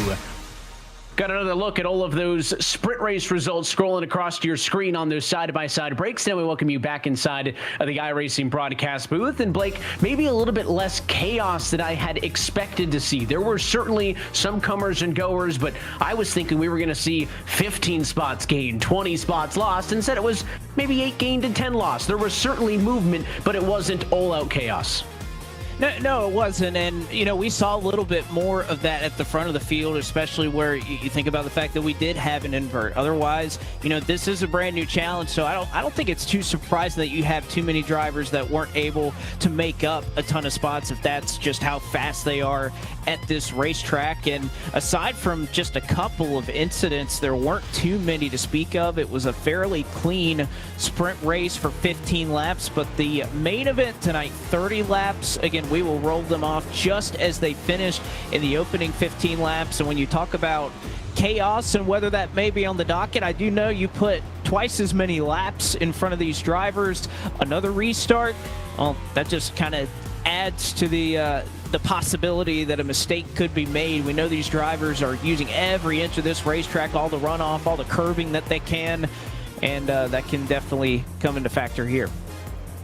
Yes, the double the length, to your point, of that 15-lap sprint will go 30 laps. The qualifying order exactly how they finished just prior to this, and now full race points available in the main. So let's go trackside. Take a look at your Coca-Cola starting grid. Can he go 2 for 2 on the afternoon? Steven Wilson and the M80 number 10 car on pole, and he will be joined by Tucker Minter in the William Byron Esports number 97 car. Row number 2, is he the fastest in England? Today we'll look for Tony Kanon's number 11, Vicente Salas. He's next to the second William Byron Esports Chevrolet of Nick Ottinger. Back on row number 3, P5 tonight goes to the number 18 car for Joe Gibbs Racing in Bobby Zelensky, and to the outside in P6 it's the Williams Esports 53 of Parker White. Row number 4, P7 is the Spire Motorsports 77 of Casey Kerwin, and to the outside of him it is the Pittsburgh Knights number 20 car of Wyatt Tinsley. And through your top 10, P9 to the BS competition number 90 of Jordy Lopez, and rounding out the top 10, the Kevin Harvick Incorporated 62, that is Matt Busa. It'll be Seth the Merchant that starts from 11th, to Daniel Falkingham for JGR, starting exactly where he started the first race in the 12th position. Graham Boland will round out and start the 13th position here in row 7, next to Garrett Maines, two drivers that, again, finished exactly where they started in sprint race number 1. Garrett Lowe for BS Plus competition will start 15th after making up a couple of spots. Zach Novak did so as well to start in 16th for the main event tonight. Jimmy Mullis will go from 17th. Donovan Strauss for Williams Esports will go from the 18th starting spot. And starting 19th tonight for M80 will be Ryan Luza, as well as E-Racers Tyler Gary. He'll start from 20th. Halfway through, as we look at row number 11, it is the Letard Esports 40 of Dylan Alton, the Junior Motorsports number 8 car of Caden Honeycutt, 21st and 22nd. Dylan Duvall, the Nitro Circus Sim Racing 41 car, going to be alongside the Austin Dillon-led Team Dillon Esports number 99 of Taylor Hurst. Lucky row 13, you'll see the Front Row Motorsports 38 of Michael Cozy Jr. and the RFK Racing number 6 of Timmy Holmes. Back on row 14, 27th on the grid, the Junior Motorsports 88 car of Brian LaPrade and the Front Row Motorsports 34 of Derek Bordeaux. And on row 15, 29th on the grid tonight, the Tony Kanani Sports 66 of Colin Keister, and in P30, the RFK Racing 17 of Colin Bowden. The second biggest mover out of the drivers that didn't pull a qualifying time was Matthew Zwack. He'll start from 31st for Nitro Circus. 32nd will be Kwame Scott for Letard Esports. Going from 33rd tonight will be four-time and Ray Alfala for E-Racer, with Michael Guest starting from the 34th spot tonight, right in front of his 2311 teammate of Keegan Leahy, who will start from 35th. 36th goes to Femi Olot for Oxygen Esports. Jonathan Delaney for Team Dillon starts 37th. Going from 38th tonight will be Cody Bias for the Pittsburgh Knights. 39th, Ryan Doucette and Malik Ray, the only driver that did not see the checkered flag in our sprint race, will make it out for the outside of row number 20. And so look top to bottom at your starting grid as the field heads to the back half of this complex, down the long backstretch, Pilgrim's Drop to Hawthorne Hill, and a couple of big elevation changes at this part of the racetrack. Let's remind everybody of what's on deck, Blake, and take one more look at our eNASCAR race analysis. Well, again, going to be 30 laps here for this main event, but pit road speed, the delta, the tire sets, talking to these drivers, that is not going to be a concern for them. Any driver that I talked to as far as fuel and tires are concerned, they said we can make it to the end on fuel. So I don't imagine that you're going to see anybody that comes down into the pit lane to get tires. It is going to be a 30-lap all-out sprint to see if they could save them, but you're not going to see anybody really shortcut this aside from some damage or required repairs. They're going to go all out here for 30 laps at Brands Hatch. Only one of our 40 drivers did not make it to the scheduled distance in the sprint race. What happens here in the main event? Full race points, tickets to the championship, everything that comes with a race win at the top level of eNASCAR competition on the line. To put all of those other format quirks aside, it's time to go for round number 5. Wilson, Minter on the front row. Pace car down and in. We're happy that you're with us on the iRacing Esports Network as we say, let's go racing at Brands Hatch.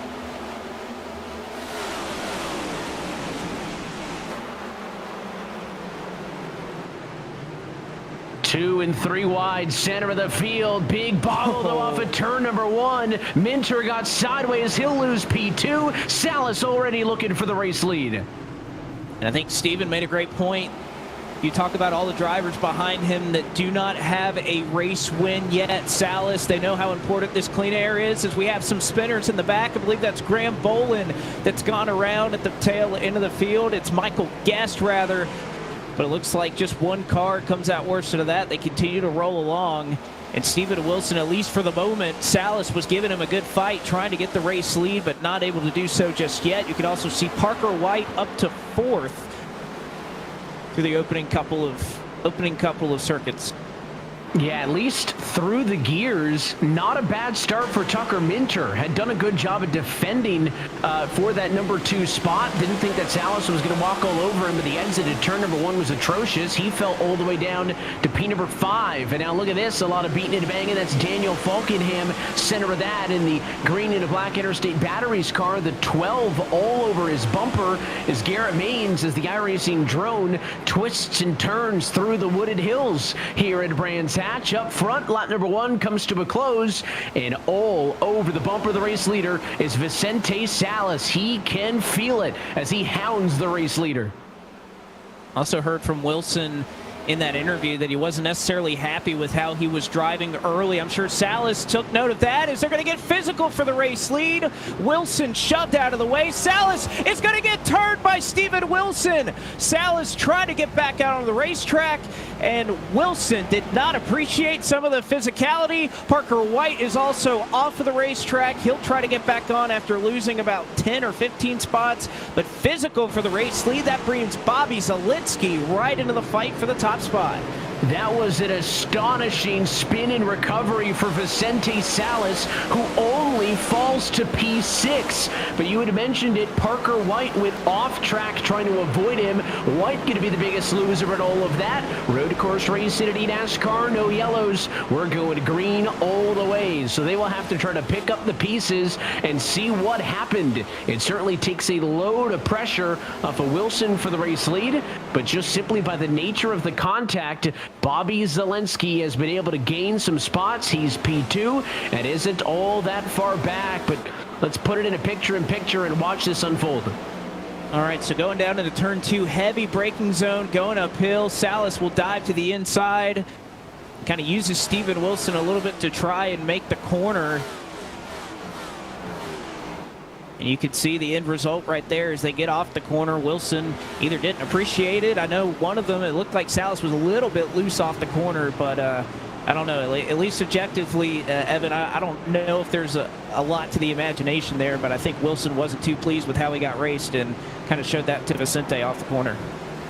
We saw a lot of that a couple of weeks ago in the Cup Series at COTA. Now we jump back into the midfield. P11 is where this battle is, and They are all over the racetrack. Graham Boland's got it. Everybody else wants it. That's Matt Busa, the Challenger, the treetop Chevy, looking to the left-hand side. And then his teammate in the 29, Jimmy Mullis, right behind as well. Watch it on. They're going to drag race down the long backstretch here at Brands Hatch. Down Pilgrim's Drop.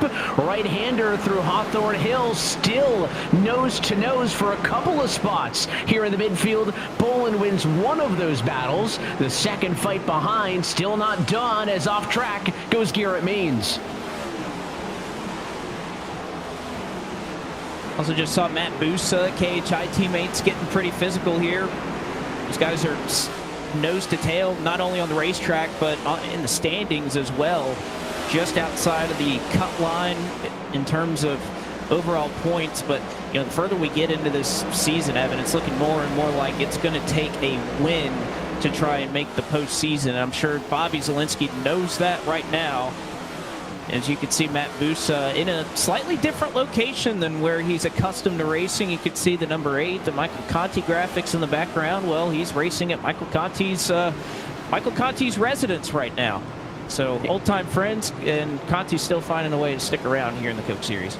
Yeah, I don't know if Mike thought that his sim rig was going to get a start on the season, but it does in the case there. Matt Busa driving it from his house, and we've seen that from time to time. Teammates either competing at a shared location for the team, or drivers that are roommates. That is the fun part. But of course, it's not his normal rig. So curious how Busa feels in it. Obviously doing pretty good as he's been running inside of the top 15. Just a moment there, they single file out and get an opportunity to kind of survey the land and get through the opening 3 laps. Again, there was some chaos and drama in the battle for the race lead, but all in all, pretty well behaved for most of these drivers, as this pack is all still from that Graham Boland P11 spawn on the back. And now we check back in at the front of the field. Wilson has not really been able to get away from Bobby Zalenski. Bobby Z staying at about a half a second back. Of course, a 2-time road course race winner just last season for Bobby on the streets of Chicago, and in our last trip abroad, we went racing at Monza. Oh man, we had one car go off in a vicious impact. It almost looked like a wheel may have disconnected or so for Cody Bias in the number 27. Saw Colin Bowden, who was just right behind him, just made a little comment about what the heck was that. And I think for Bias, either it was a really bad lockup or some unfortunate control issue or something, but Bias definitely going to be the first one that is not going to see the end of this one. So a tough break there as we go on board with Matt Busa, and there you go. Mike Conti heard us chatting about him, and there you go. Can this count as a start, Blake, to keep the consecutive seasons streak alive for Mike? I want to see his reaction to hearing that he double shifted at Sonoma, because apparently he was tweeting about that a little bit earlier. That's it. A wave and he's gone. He'll give him, 45-second delay for the stream, so he'll pop back into the frame in about 45 seconds.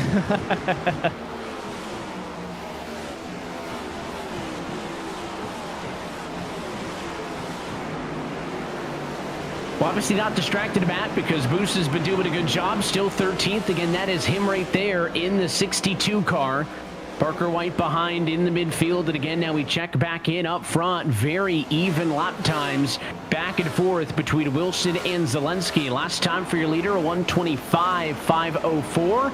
It was a 5:22 for Zalenski. Slight edge in favor of Wilson. Nick Ottinger sits in 3rd. Tucker Mincher 4th. Vicente Salas in P5. You're looking at the battle for 4 and 5 as Tucker Minter is, I'd say, a healthy enough gap ahead of Salas for the moment, but we all remember how Salas charged through the field in the sprint. We'll see what he can do in this main after having lost 2 positions on the start. Well, and again, I think you have to look at the timing charts right now, and Salas, despite the fact that he went for a little bit of a spin earlier, he is still faster than Steven Wilson up front. It was about a 10th and a half that last time by, and Salas kind of stalled out once he got to a certain distance behind Wilson and Minter a little bit earlier for 15 laps, but I think with 30, that only plays into his favor. So despite the fact that he lost a good 5 seconds or so out of that spill, out of turn 2, it's not all over for Salas, I would think. Now he's got to make some of these passes, and he's got to make them very quickly. So when he catches Tucker Minter, he can't take 10 or 15 laps or so to try and get around him. He's got to make quick work of Minter if he's going to be able to accomplish that drive up through the front. But right now, still one of the fastest cars on the racetrack. And if you're not on the service and have never driven here at Brands Hatch, well, this is about as close as you can get. Let's go on board with Minter and the Logitech G onboard camera.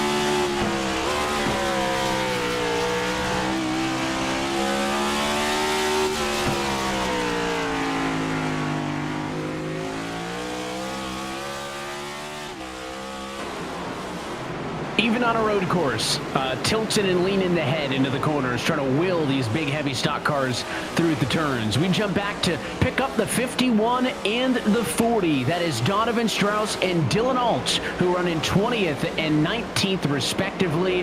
And on the move, Dylan Alt has gained 2 spots from the get-go. Donovan Strauss trying to make up for some lost ground. He's 2 back from where he started on the grid, but with some work to do. And they've got the likes of Cozy, Keister, and more not that far behind them either. And here's a good illustration, Blake, to the point you made earlier about those different style wheels, the Formula style versus the stock car style. Yeah, again, so many of these drivers, when they come to these road courses, we've seen it become more common on the ovals, but particularly when we come to these road courses, you'll see if they do have different rims to be able to choose from, the oval style, the open wheel style, they'll definitely go for the open wheel, or it seems to be that is what most of these drivers, particularly the ones that are up front. So maybe there's something to be said for a little bit of comfort level of being able to turn left and right here at Brands Hatch, but still really good racing going on here throughout the field. We saw Timmy Holmes a couple of times that last sprint race that was involved in some pretty good battles going up through the field, and Derek Bordeaux, who has done the best job of anybody as far as his starting position from the sprint race to where he is now. He's gained over 11 positions to get up to where he is in 24th right now. And again, I think it's a daunting task, right? You don't put a time down in qualifying. You know that you're not going to get the help of a yellow or anything like that. But Derek Bordeaux has kind of quietly gone to work and is salvaging a day that, you know, when you look back at finishing in the top 20 in the standings and drivers that were able to avoid relegation and some that unfortunately were. Fortunately for Bordeaux, this is going to be one of those races that if he staves off relegation, you can point to this as an effort where, you know, he never gave up and got a really good finish out of a bad situation. He continues to work hard, and now how about a couple of Logitech machines up inside of the top 5. Nick Ottinger sits in 3rd, Tucker Minter in 4th. They have very clearly lost touch with the leaders. Wilson and Zelensky over 3.5 seconds clear of this 3-way battle for 3rd on back. The caboose at all of this, the aforementioned Vicente Salas. He sits in P5 at the moment and is all over the back bumper, in fact, of Tucker Minter. Bit of a over-aggressive look that time into the last corner, loses some on exit, and he'll have to try to wind it back up and try again. But this is, I think, the closest battle inside of the top 10, these 3 under a blanket. I think Minter, again, kind of a little bit quicker than Ottinger overall in terms of pace, but Ottinger kind of enjoys a little bit, or at least enough clean air right now that it's going to be a little bit tougher for Minter to try and make that move. And, you know, you look at the gap on the left-hand side of your screen, it has not changed really that much amongst your top 2, Steven Wilson, Bobby Zelensky. If anything, Zelensky's been able to kind of cut down on that advantage that Wilson holds the last lap or so. It's been steady at about half a second, but you can see it starting to click down into 0.4 of a second, and Zelensky gets a little bit closer. So Zelensky doing the best that he can to, again, apply the pressure. It's likely going to take a mistake with just the fact that you're not getting a ton of speed. There's a lot of braking zones that kind of and exit of corners that kind of bleed into one another here, so it's very hard to find opportunities here to build a run, to be able to make that pass, and we'll see if Zelensky is able to do that. This is further back in the field, Kwame Scott, Malik Ray, who crashed out of the first portion of this race, trying to salvage some points right now in 35th.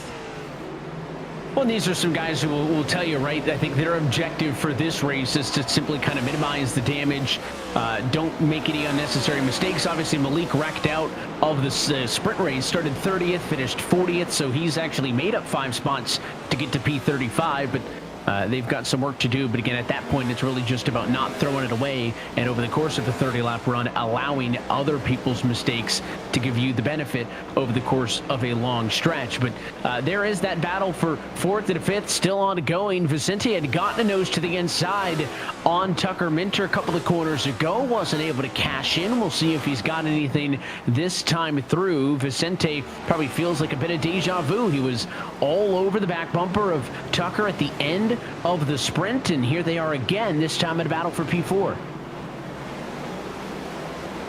I think Salas initially, we saw that he was able to come out and really make up a lot of time, but I think that was just getting desperate and trying to make things happen pretty quickly. You kind of have to decide, are you going to go all out and really try to make up your spots immediately, or are you going to try to be patient, hope that person in front of you makes a mistake, or as we get longer into this run that maybe you're able to find something, save a little bit of tire, be able to pick up a little bit of pace. And I think Salas's mentality, once he got run off the track, which, you know, that's not too uncommon, you get a little bit upset, you get run off the road, you're going to try to get all those spots back immediately, but that initial pace that he was so good at right after that incident, and was, if anything, he was still a little bit quicker than a lot of those drivers. But hey, that's one way to make a pass. Have that driver in front of you go off as Minter slides well off the racetrack, and Salas, well, it's the easiest way to make a pass. He gets up to 4th as a result.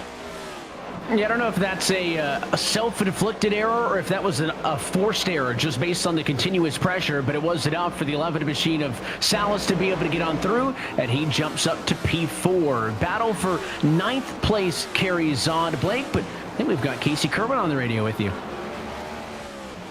Hey, Casey, I know this is, the streamer, so you should be pretty good at this, being able to talk and drive at the same time, but so far, how are things going for you?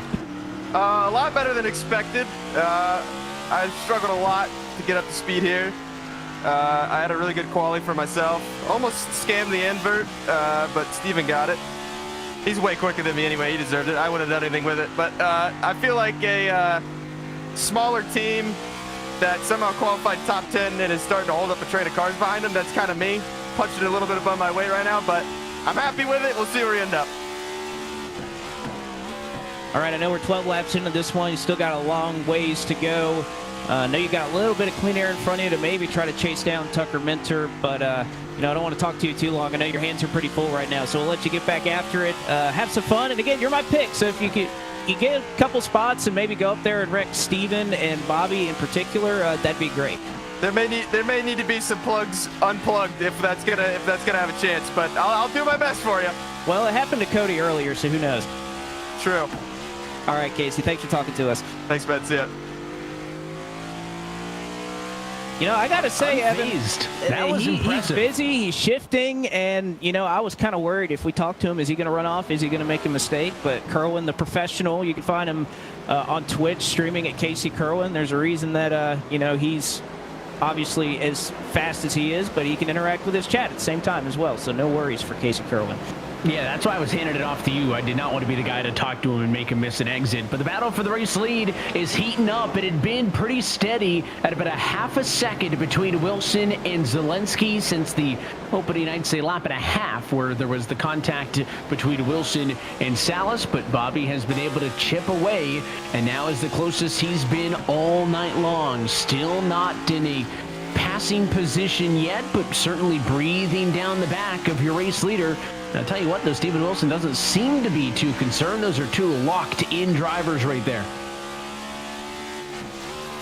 Well, again, the closer you get, the harder it gets for Zelensky. You get a little bit more dirty air, and you know that at any opportunity, any particular corner, if Wilson slips up a little bit, that's going to be your opportunity to pass. And as soon as you can get it, maybe you can pull away, who knows? But right now, I think Wilson starting to realize that Zielinski is for real right now in terms of his pace and what he's been able to do. They've both made up a ton of time on the rest of the field. Ottinger's still over 4 seconds back and kind of continuing to fall further and further back from these two. But Zielinski right now applying all the pressure he can, and I think kind of daring Steven Wilson to make a mistake. Steven Wilson, the defending 2023 eNASCAR iRacing Coca-Cola iRacing Series champion, doing a good job of handling the pressure. He's been in some big moment situations, including at that NASCAR Hall of Fame championship finale last year, so I don't think he's going to be fazed by much, but there are few things that would worry me more than Bobby Zielinski closing in my rear view mirror on a road course. It may not be the total domination that we once saw from him when he would rack up win after win after win and go on these insane race win strengths. I think that a lot of the drivers as well, the overall strength of field has improved on these tracks, but he is still in those top names that you always have to consider to be a threat in a race like this. And he is on it right now. Has also had some pretty steady improvement through the night. And the battle for the race lead isn't the only stuff going on. Bottom of your screen, battle for P9 on back with some side-by-side in it. Oh, man, almost 3 wide at certain portions here, going through 6, 7, 8, and a couple of these last corners. Garrett Lowe has been somebody that has really been impressive in this race, too. Started 18th in the sprint. Has already found his way up inside the top 10. And as far as, you know, big movers that we've seen towards the front of the field, Garrett Lowe for BS Plus competition, he's one of the biggest movers that we've seen. So a great job by him to make his way up through traffic, and it was a very aggressive move right there, getting around Seth DeMerchant. Also trying to hold off Parker White, who is on a little bit of a comeback right now, had kind of fallen back towards 15th or so, and now even White goes through back into the top 10. So a nice recovery for Parker White, who slid off in turn 3 or off of turn 3 just a little bit earlier, and a good recovery for that 53 to try to continue to make up some points. Hey, that was at no fault of his own after the contact between Wilson and Salas. Had the 11 car spinning in the middle of the turn. He kind of had to hit the eject button, went off it into the dirt, and has since been chipping back away, hoping to get back to a top 5 spot, which he was on the cusp of on the drop of the green flag. But look at these two battles. Again, still nose to tail in the battle for the race lead. Maybe that one now the closest it has been all night long, as Zielinski is within 1 single car length of Steven Wilson. This time by going to be halfway through tonight's main race. 15 down, 15 to go. Wilson has led all of them thus far. You also have to think about the position that Zielinski is in. We know he's incredible at these road courses, and I think even he knows that, yes, does Bobby Zielinski have an opportunity to win when we go to a lot of the different racetracks that we do? Absolutely, but that pressure is magnified, and there's almost an expectation here when we get to these road courses and how much it would change the playoff picture if Zielinski were to become yet another winner. 5th one we would have in 5 races if he were able to visit victory lane here tonight. And we know that it just gets harder and harder to try and get into these playoffs. And, you know, I feel like every year we talk in the pre-race show, are we going to have more than 10 winners in the regular season? And it seems like every single year that kind of becomes true. But Zielinski right now, outside of the top 20, he's 21st coming into tonight in the point standing. So it would be a major flip for him to make up probably about 7 or 8 spots in the point standings, but also be able to secure a race win and make it. So for now, there would only be 5 points positions available in the playoffs, which, you know, I can imagine that certainly wouldn't hold through our next couple of races. We also keep an eye on that battle for 3rd, bottom of the screen as well. But I want to say the longevity that we've seen out of Bobby Zielinski is pretty incredible. He has a race win in the last 7 consecutive seasons, and we expect him to compete again for race wins all year long here in 2024. And to your point, this one certainly jumps out given the fact that he got 2 road course wins last year here in these next-gen cars. He hadn't gotten a road course win for a couple of years prior. trouble for the race lead. Contact made in turn 2. Zielinski goes through, and almost a repeat of what we saw earlier from Vicente Salas. But I guess one rule of thumb here, Evan, is if you're going to move them out of the way, make sure they can't get back to you. And I'm sure that's the thinking here for Bobby Zielinski as he dove it in on the inside. Wilson turned down, a little bit of contact made. Zielinski gets the better end of it, and now that he's about 3 or 4 tenths back, can Zielinski drive away, or will Wilson not take kindly to what happened there in turn 2? It was the same place we saw the contact earlier for the race lead.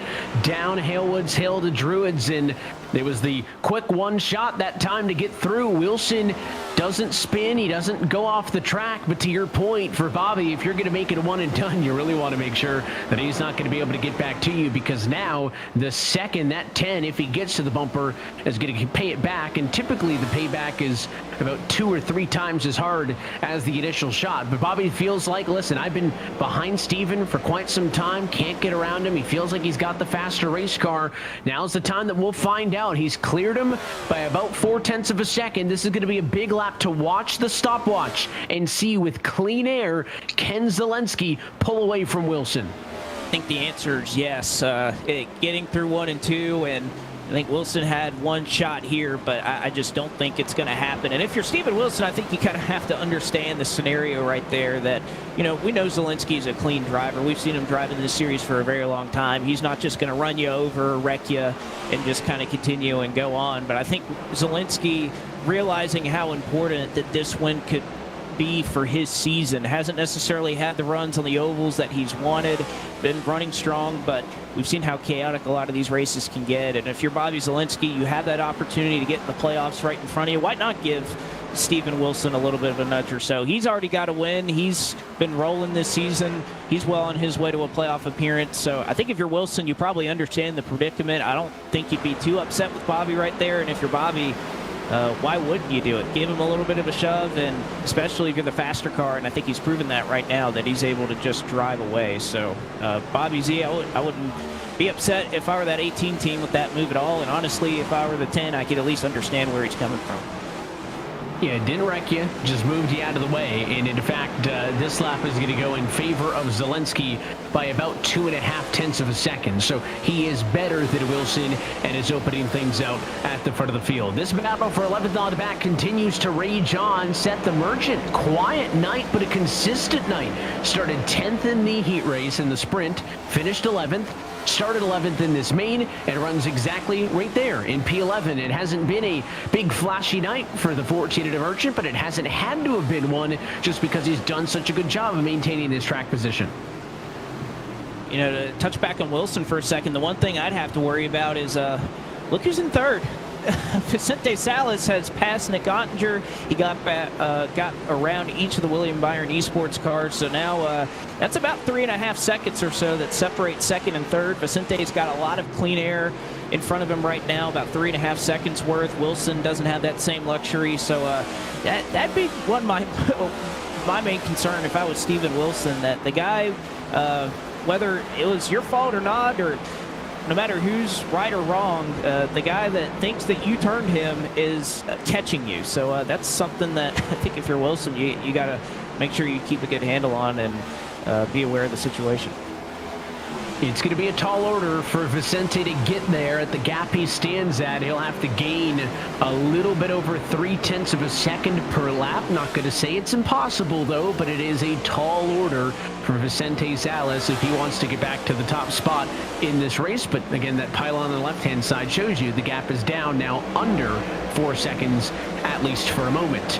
DeMerchant's quiet night, not quite anymore. Mentioned that he's just kind of been here the whole time, but you've seen Busa, you've seen Baines all over the back bumper. This kind of train of cars extends all the way back to 16th and 17th, where we're looking right now, the likes of Daniel Falkenham and Zach Novak doing battle. To the inside goes the 54.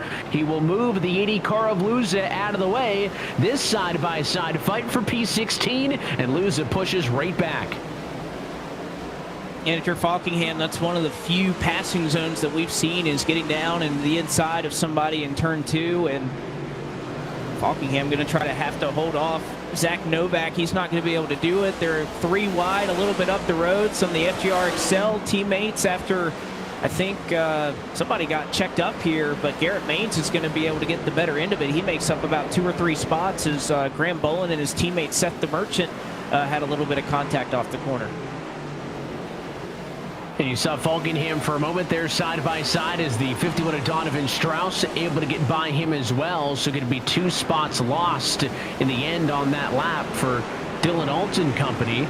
As you wonder to the point of Casey Kerwin where he felt like, you know, they're starting to stack up behind me. Maybe I'm slowing them down and punching above my weight a little bit. Is it the same thing here with DeMerchant, Blake, in the slightest? The fact that he hasn't lost a spot yet, but the fact that there's 7-8 cars all over each other behind him is including some side-by-side behind them. That's the pink car looking to the inside, the red colors, I'll say, of Zach Novak and the Coca-Cola spiced Chevy.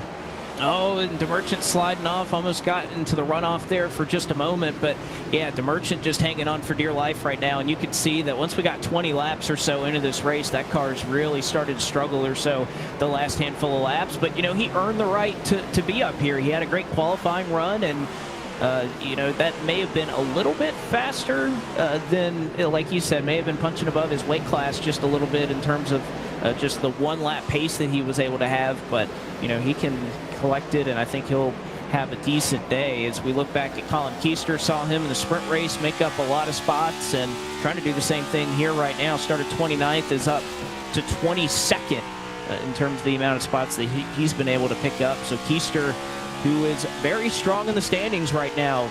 Both he and his Tony Kanaan Esports teammates and Vicente Salas in the top 5 right now. Keister has had a great bounce back year and a longtime veteran of the series, and touched on it earlier, but Garrett Lowe, who since the second half of last season has just been quick everywhere we've gone, Evan. Short tracks, 1.5 miles, 2-mile tracks. He won at Michigan, or at least that was one of the tracks he won at last year, Nashville Super Speedway, and, you know, isn't too shabby on these road courses either. Yeah, New Hampshire, the other one from 2023 for Garrett Lowe, and he's somebody else who's up 7 spots, but I'd weight those ones a little bit better. 7 spots in the top 10, no easy feat for the driver of the 89 Ford. Checking it back in, though, with the drivers up towards the front, Steven Wilson has not gone quietly into the England afternoon, but I will say that he has continued to slide backwards. They look pretty close on the racetrack, but that's about double the gap as it was when we last checked in with him. It's gone from about a half a second to a full second. Salas has been faster than both of them consistently, not yet at the pace that Vicente would need to get all the way to the race lead. But if I'm Steven, I'm starting to think about Vicente getting back to me in the battle for P2 at least. And of course, then you wonder what that battle looks like given the contact they had on lap number 2. Yeah, again, it was about 3.5 seconds that separated Wilson and Salas. That has continued to drop, and it's about 2.5 seconds. And you made a great point that Salas isn't just faster than Wilson, he's faster than Bobby Zielinski. And even this last time through, Zielinski fell off a 10th. Salas improved a 1/10 of a second. So, golly, what a crazy night this has been for Salas. You have to think without that spin, Evan, I mean, Salas is just, as you mentioned, driving off into the England afternoon. At this one, you have to imagine he lost about 6 or 7 seconds getting spun, and he's managed to get back to almost 3 seconds behind the leader. So, you know, Salas, he's going to try to make pretty quick work of Wilson. It could be physical, but I imagine he'd do a lot to try and beat Bobby Zielinski as well if he can get to him. And on board with Zach Novak, these pink and red colors caught my attention a little bit earlier on. Let's get it from his perspective. It's the Coca-Cola on-board camera with Zach Novak and the Oxygen Esports number 5.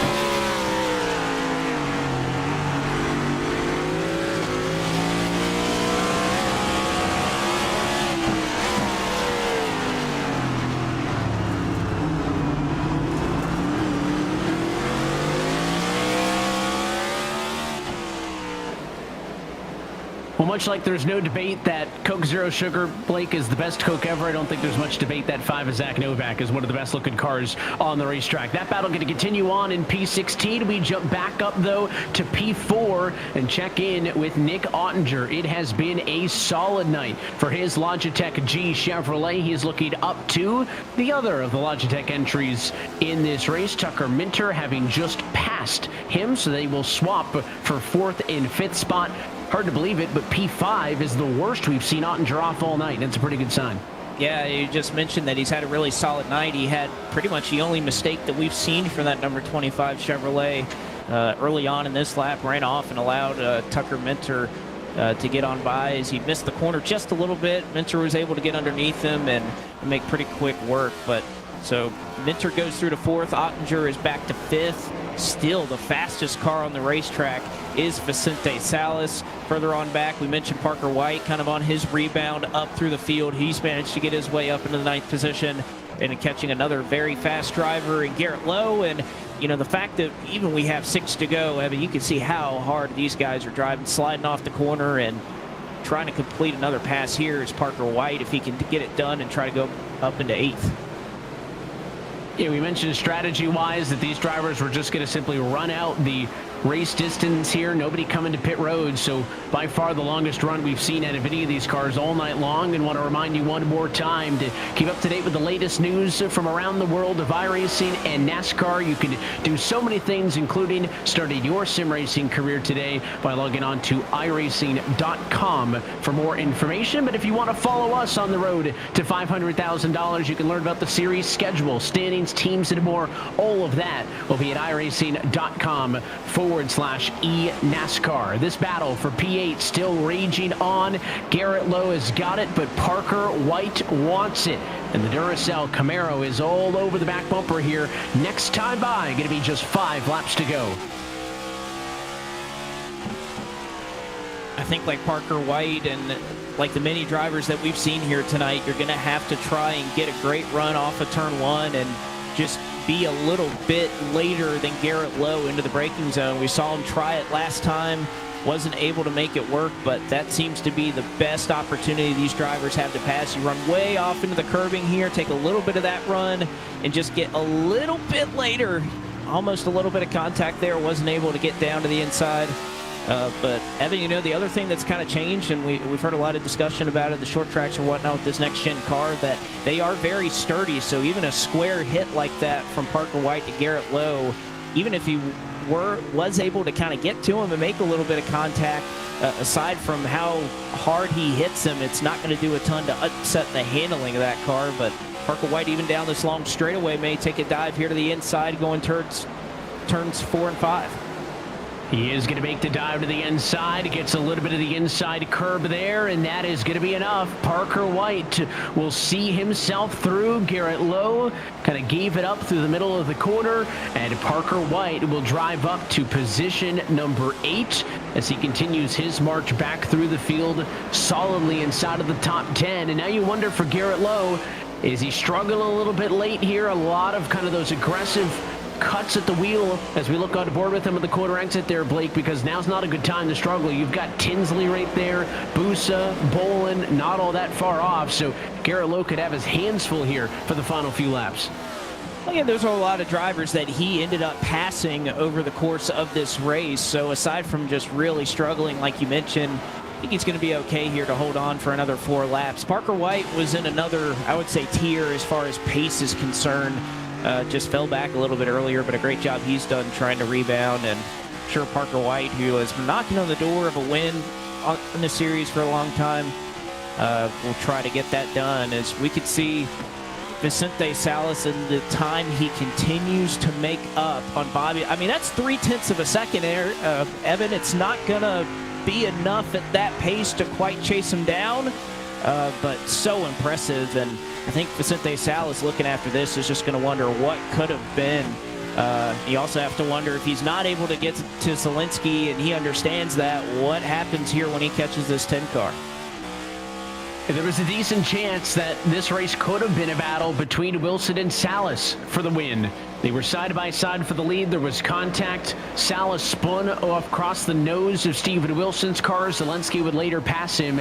And Vicente has been on a mission since. And I had said about 11 laps ago or so, he needed to average those 0.3 of a second to get to the lead. So he has had laps in which he's had that interval, but he has not had that 2.5, 0.3 of a second advantage every single time around. He's certainly still, I think, the best car on the racetrack, but even in a 30-lap main race, he's just simply going to run out of time, at least in the battle for the race lead is concerned. Back here for P9, it is still everybody chasing Garrett Lowe. Lowe's got some breathing room, though. I think Wyatt Tinsley's the bait right now as that 62 Abusa is getting wide-eyed.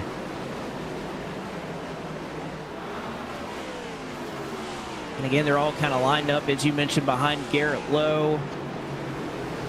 And still a ways back from Kerwin and Lopez and kind of the two-car battle that they've had, but 4 positions up for grabs here. All of these drivers doing fairly well when you talk about the standings. Of course, Wyatt Tinsley, our Daytona winner, and has kind of had some efforts here recently, Evan, that he really needs a good points position. You got to stay in the top 20 for that win to count, and since winning that race at Daytona, he's fallen all the way back to 14th in the standings, just about 10 points or so above that top 20 cut line for that win to lock him into the playoffs. So this is an effort here for Tinsley that he just needs a solid finish and something good to write home about. And Matt Busa, same thing. He's just a couple points back of that playoff cut line in terms of overall points. And same thing here. You want to manage the end of this race, get a spot if you can, but the last thing you want to do is throw away what's been a really solid effort here. I know in this series you have a lot of races that can come down to chaos, late race restarts, all those things, and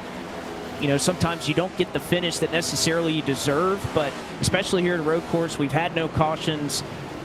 The pace has mattered, and you want to be able to earn a finish, I think, here at a road course, because if you're running 6th or 7th or 8th, you've earned the right to be up there. And there are battles all throughout the field with 2 laps to go at Brands Hatch, including back here for P22. Keister up 7 spots. LaPrade up 4. These drivers have had good nights in this feature. Pretty uneventful ones, all things considered, but no major mistakes, and again, for a lot of drivers, that's kind of your objective. Meanwhile, cue the Jaws music. Look at Vicente Salas hanging that car out, going 110%. He wants to get to Steven Wilson in a battle potentially for P2. And again, he made up another 0.3 on Bobby Zelensky, who I'd have to imagine is probably playing things a little bit safe here as they come around to the white flag. You just don't want to make a mistake, but what could we see here for second? And again, Wilson and Salas battling for the lead. Salas went around, got the worst end of that, and I think you can see it in Salas's eyes. He is focused on one thing, and it is that number 10 car right now. And he is there. What does the move look like? White flag in the air. This race official to the checkered flag. Zelensky managing about a 1.5 second advantage as the race leader in front of these two. And there is not another car for 8 seconds out the rear view mirror. Salas gonna get a good look. Run down the back straightaway. Where does the 11 car go?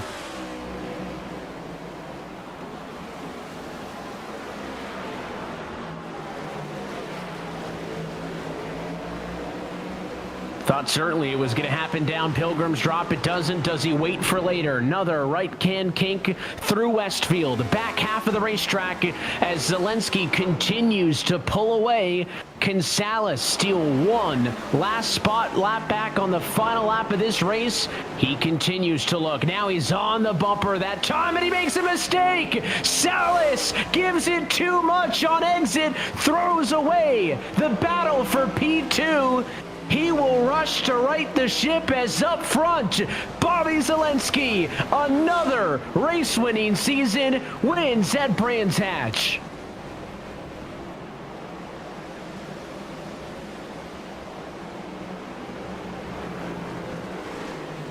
All kinds of late drama. You can see what it means to Bobby Zelensky. It is not just another road course race win. It is now an 8th straight season in which Bobby Zelensky is a race winner. in the eNASCAR Coca-Cola iRacing Series. More side-by-side battles into the final couple of quarters. And look at this battle with the 8 and the 42 car just staying ahead in that instance. In the final turn to hang on for P31 is Tyler Gary all through the field down to the final lap. And again, well-deserved for Bobby Zalenski. Again, we had the inverts, everything. Zalenski didn't qualify, I'm sure, where he wanted to. Ended up starting this race in the 5th position, but despite not having the track position, he was able to overcome that and chase down the best in the business. And again, you just have to wonder what could have been had things gone a little bit differently. And you know, Evan, when we were talking about fuel strategy, these drivers were, I mean, we're kind of running at the cusp of how far you could go, and he's going to get a shove from his JGR teammate here on the cool down lap for his Coca-Cola winning moment. He got about one burnout in turn 2, and that was it. This winning moment is brought to you by Coca-Cola, the official fan refreshment of eNASCAR.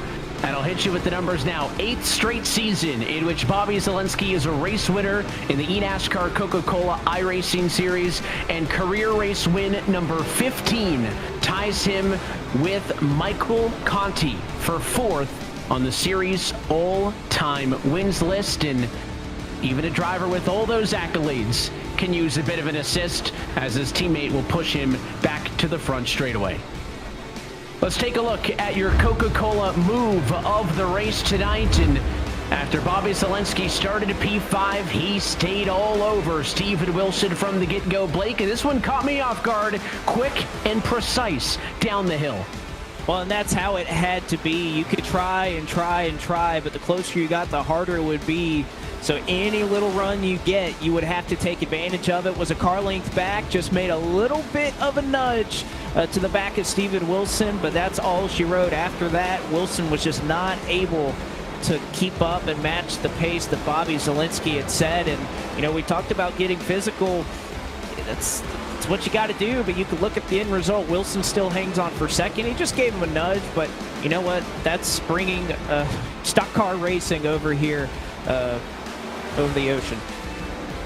And he would go on to drive away to a 1.7-second victory. Let's kick off the Sunoco post-race report. Blake, I'll hand things off to you and talk with our race winner.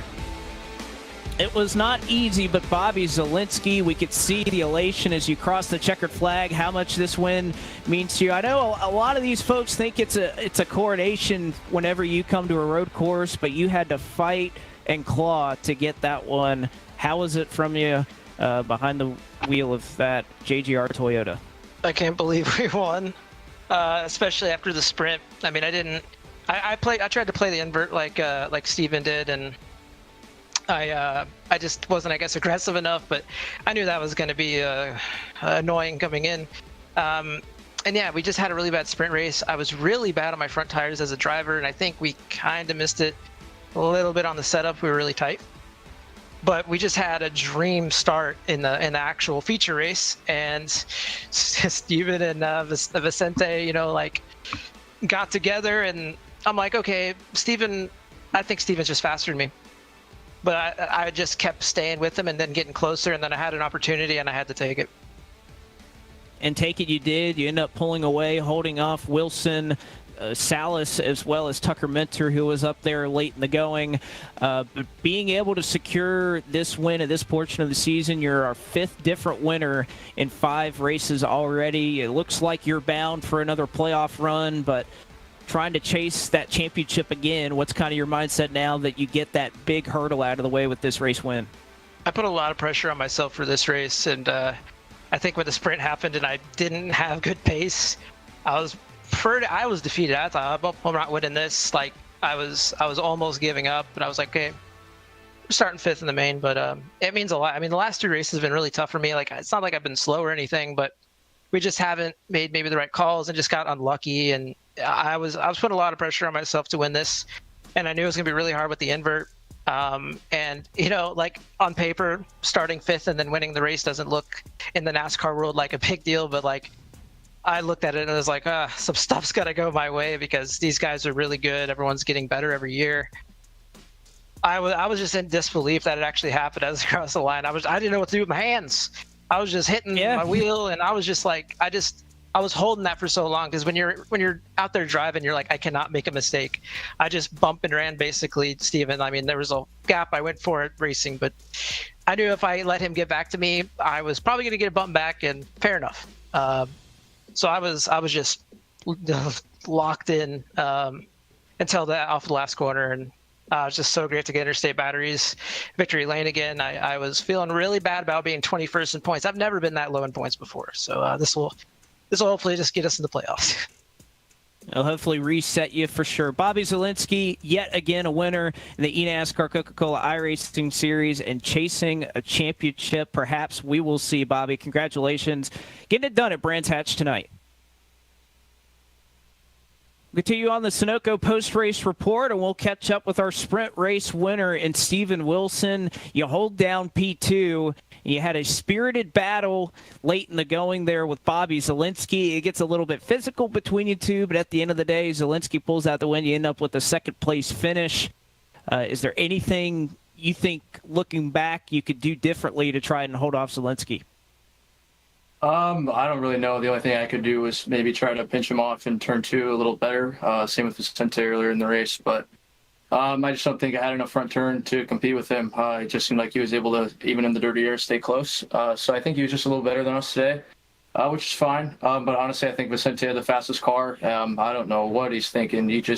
My car's pointed towards the grass, and he's still coming over the track and wrecking himself, and he spun out and still managed to catch me by the end of the race, and then wrecked it again. So I think the fastest car finished 5th tonight, but still proud of our second place finish, and congrats to Bobby.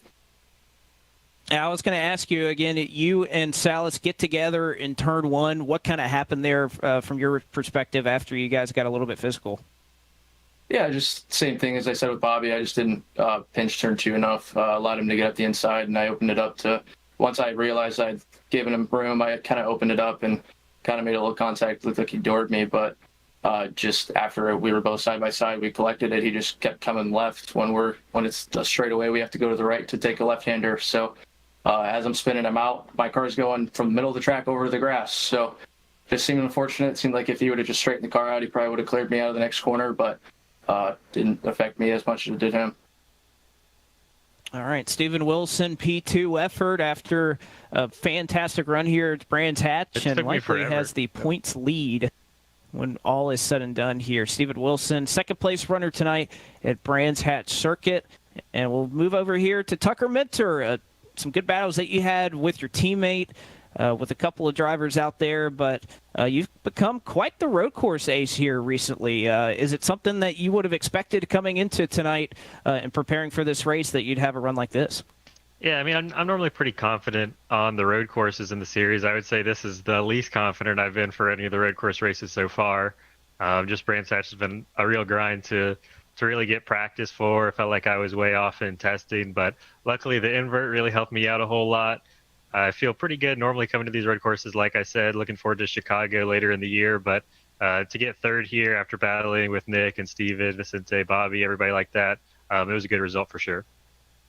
I know this has been an interesting position for you to be in. You set fire your rookie campaign. You got a win to start off at Daytona, and then you kind of go through a little bit of a sophomore slump here to start 2024. Nothing that was really in your control, but having these solid runs that you've been able to kind of collect these last couple of weeks. How has it been to kind of bounce back from what was a pretty rough start to your season this year?